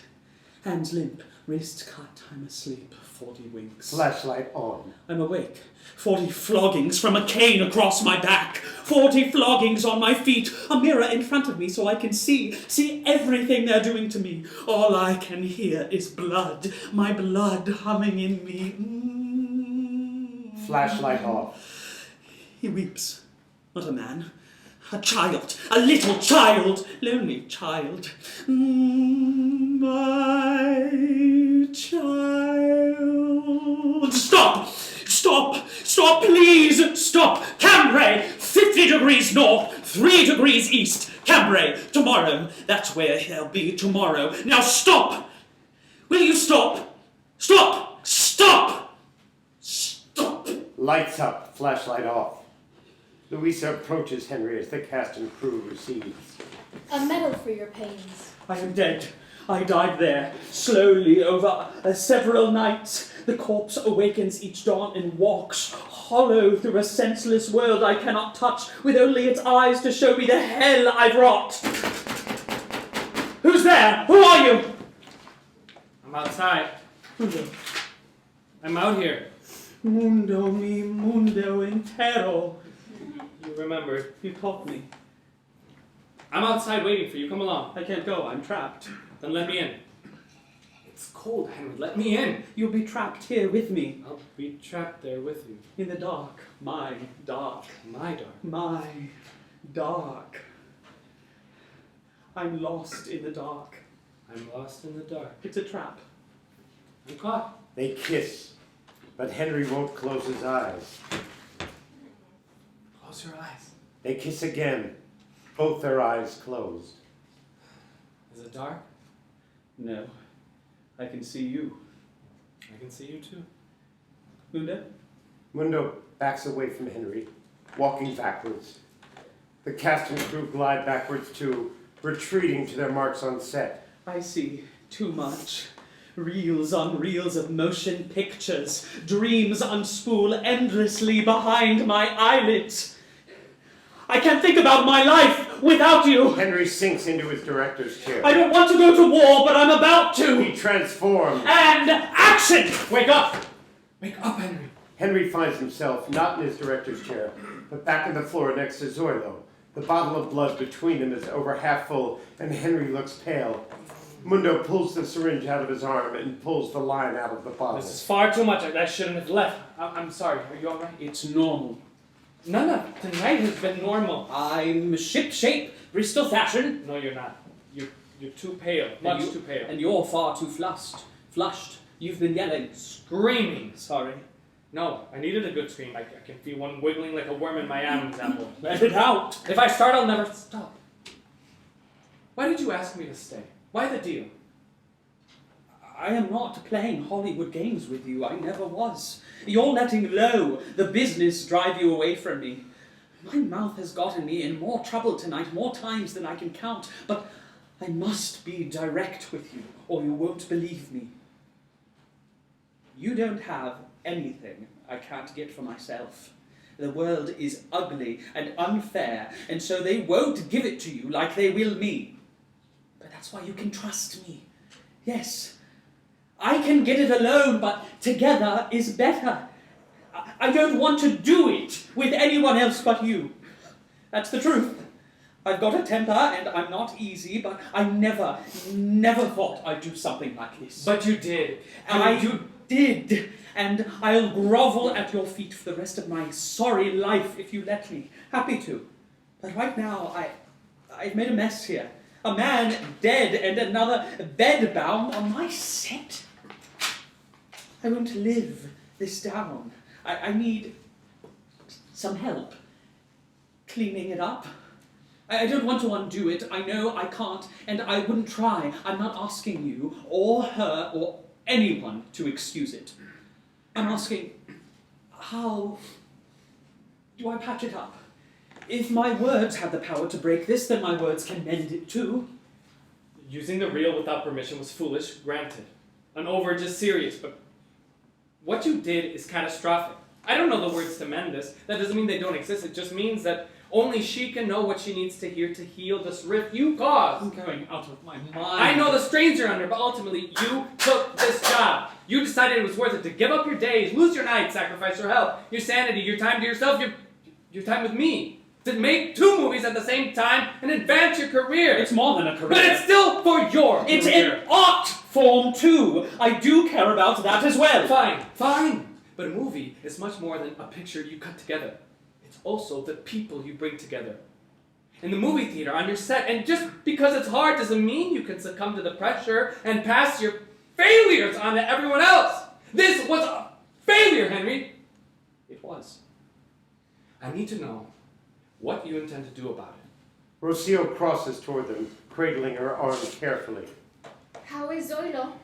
Breathing steady, heart rate back to normal, blood is ticking well. Still asleep. You've got quite a bunch. How are you? I'm more shaken than anything else.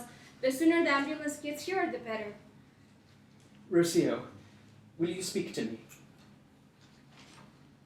I will listen. I behaved badly toward you. I see you're hurt, and I know I'm responsible. What I did was... I always knew how bad it was. My problem was mending it, and that I did not do so quickly enough. I won't ask you to forgive it, but know that I know the damage I caused. Well, since you're offering up your blood tonight, I think I'll take my share. She takes a pin out of her wig and jabs it into Henry's palm. Then she stabs it into hers as well. Drops of blood bloom inside each of their hands like roses. She extends hers. Truce? They shake. Clang! The stage door opens and Ariel comes in, followed by a group of medics. Half of them come to Zoilo's aid, checking his wound. The others follow Luisa to the coffin where Ortega rests. About damn time. They begin loading Zoilo onto the stretcher as the coffin is carried across the stage and out of the stage door. Scene 15. Mundo ambles toward the now empty spot where Ortega once lay and sits on the floor. The lights dim slowly around him without his notice. Out of the darkness, Ortega appears over his shoulder. Seis Mundo.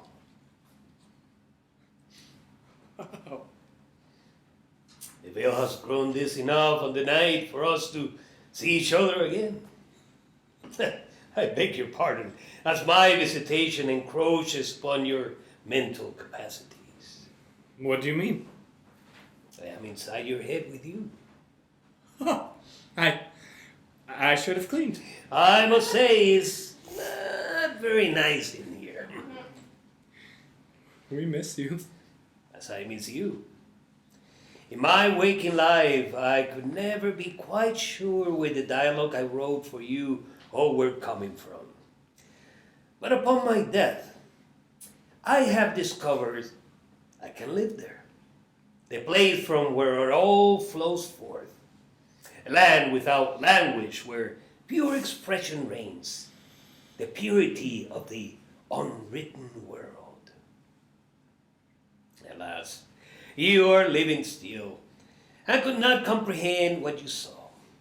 Instead, look for me in the space between the projector and the screen, where light and color exist for a moment untouched and undefined.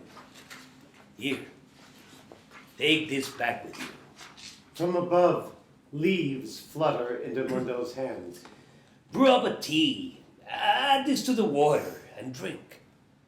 Maybe it cleanses you and burden you carry and clear the air, so that the spirits you call forth can dissipate back to where they came. I didn't call forth any spirits. But we are not alone here, are we? I sense it lurking in the dark. The light I bring with me offends its senses. Even now, it hides from me. The hunger. What? Yeah, I see it now. It's been with you for a long time. Too long. It had endeared itself to you like a child. My child. It has possessed you. But sir, so have you. No, not so, dear my boy, not so. I am merely visiting you, and I will not stay. This battle is yours to win. Speak its name aloud. Speak it to me. The writing of words is only the beginning of the journey. It is when we give them voice that we arrive home. Tell me when it began to take hold on you. I can bend my head no lower than when I stood in the relief lines begging for bread, only to be turned away when the rations ran out, reduced to sucking soup from dirty palms, boiling shoes. Whatever soul I used to possess is still standing on the corner of 29th and 5th Avenue in Manhattan, mind full, belly empty, staring at the marquee of Picture Palace where I dropped my last nickel, a 2-bit murder mystery, some British director I'd never heard of. But in the time, the reels turned. Despite myself, I forgot the hunger.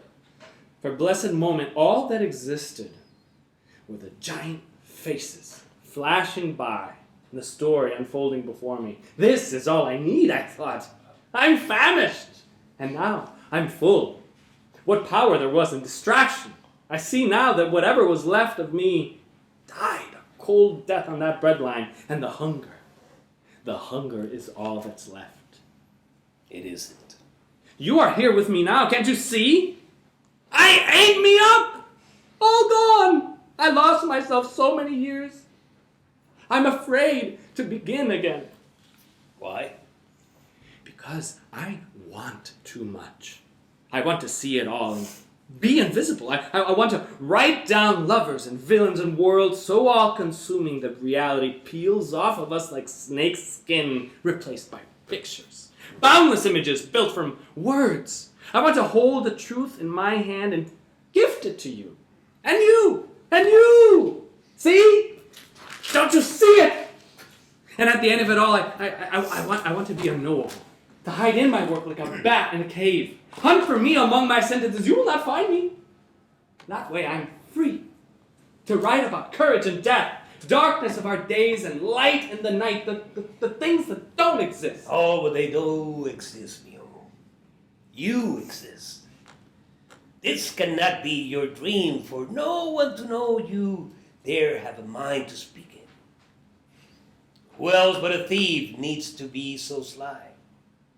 Who but someone with desperate crimes to hide? This is not a dream. It is a fear. I fear myself. But why? I'm so dangerous. It's in my nature. No. It was your necessity. The hunger needs you. But you need it no longer. Without it, I will be alone. Without it, you be yourself. How can I know what that is? You won't. It is still unwritten. Scene 16. The veil lifts and the lights come up. Despierta, dormilón. ¡Ah! ¿Quién vive? Ah, tú. Are you with us? Mundo straightens up, discovering the leaves in his hand. What's that you got there? He has had a visitation. From the other side? Feel the air around us. The presence we have been sensing all night have moved through Mundo and out of this space. I saw Ortega. He gave me these for tea, he said. You saw him? He gave you Palo Santo to flush out the inner demons. What's that? Palo Santo. Never heard of it. Of course, you live in Hollywood, and I know nothing about Hollywood. Inhibiting the Palo Santo tea will soothe your inner aches and open your senses so that the hunger may fall silent once more. I haven't felt a hunger. I am willing to bet many of us have tonight. Mundo, Henry, and Rocio remain silent. If we partake together as a company, the effect will pass through all of us. The cast and crew mill around the craft services table, setting about gathering water in teacups for the tea, splitting the Palo Santo leaves amongst themselves and sprinkling them in the water. They gather in a circle center stage surrounding the ghost light. Claudio raises his teacup. Heed my words, living beings and spiritual beings alike. They all raise their teacups in turn. Sing what land made me. I hold the power of the sacred wood. The water, the leaf, the earth we stand upon. Water, leaf, dirt. A deep rumbling hum charges the atmosphere, climbing and climbing in pitch. Sing to the demon that possessed us. We hold your power in account. No longer will you hide from us in the night. Dark, wet, cold, hungry. Trapped in darkness forever. Afraid of the presence of the light. A surge of electricity brings the ghost light to life, illuminating the entire circle. By the power of the sacred wood, I bid you depart, to join the world of the light with us. The cast and crew all drink of the tea in one gulp.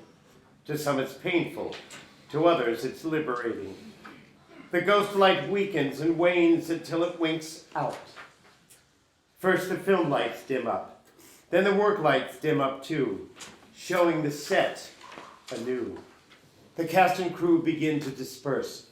Mundo and Charlotte bring an envelope of papers over to Henry and Rocio. Have we made our announcement? I think now is when. Grateful for you to handle him, darling. First of many, I'd say. Charlotte exits. Where's she off to? Greener pastures, it seems. I have some news. Another telegram? The Warner Brothers deal. It's changed significantly. It doesn't include you anymore. Lowe showed them the budget report. Charlotte convinced them to take her on instead. For 2 pictures. 2? Bloody hell, I ought to send her some wine. She'll be taking me with her to Warner's. Oh, My script is part of the package. right. A lot of good will come to you from this, Mundo, I'm sure of it. Enough to go around, hopefully. Congratulations. That almost sounded genuine. I promise you it is. This might be the tea talking, but I'm relieved in some small way. We'll wrap this picture, but I think perhaps being away from a set for a while might do me some good. I think you won't hear too many complaints on that. Now, Oh, back again tomorrow night? tomorrow night. Henry exits. For once, I'm glad to be leaving the studio behind and going home. Oh, I miss my kids. Before you go, He pulls a headshot of Rocio from his pile of papers. could I trouble you for an autograph? You still want one from me after all these? I wasn't lying about Ziegfeld Follies and Bathsheba Banished. I'm starstruck. She takes the headshot and pen and sweeps a signature across the bottom. Mundo slides it into his envelope and turns around. Ariel, on your way out, could you messenger this to Warner Brothers for me? It's a script package for the president's office. Make sure it makes it all the way to the water tower. Can do. Hasta mañana, chicos. You're in the running now. So someone will see it and, it'll go from there. It's out of our hands. What a relief that is. Rocio exits. Mundo collects the blood bottle off the ground. What do you want me to do with this? Toss it. What are we going to do with it? Put it back in? Maybe Claudio could use it for his method acting. You've got a little color back. You ate? A little something off of craft services. How do you feel? I feel new, strange feeling. You? I feel the same. Lighter. Henry and Mundo are alone in the studio again. With a great groaning, Henry drags the Chesterfield sofa into center stage and drops his tweed suit coat on it. You're going? I could. Due back here in 6 hours, though. It's Day of the Dead today. You don't want to visit him. I've given him enough for one night. They stand opposite each other, contemplating the space between them and what will fill it. Charlotte's supposed to drive me to the Vasquez Rocks location in her roadster tomorrow morning. Call time isn't for 4 hours yet. You should get some rest. Dejected, Henry plunks down on the sofa, punching a pillow into shape more sharply than he should, as Mundo crosses away to the open stage door. Clang! It closes, shutting out the early morning rays. Hey! Henry turns, relieved to find Mundo on this side of the door. Shake a leg. I mean it, Professor. I'm not sleeping on the floor 2 nights in a row. Henry sits up on the sofa as Mundo stretches himself out along its length, exhausted, his head in Henry's lap. I'll watch for monsters this time. It's alright. I can see in the dark. Blackout. End of play.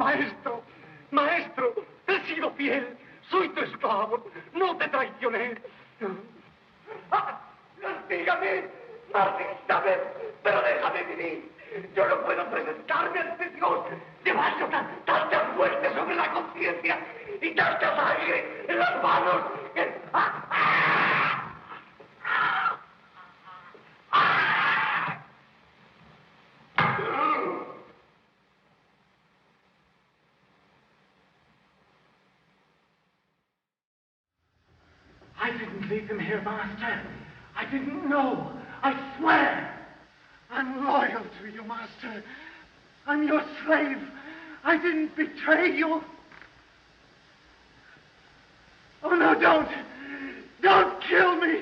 Let me live, please. Ah!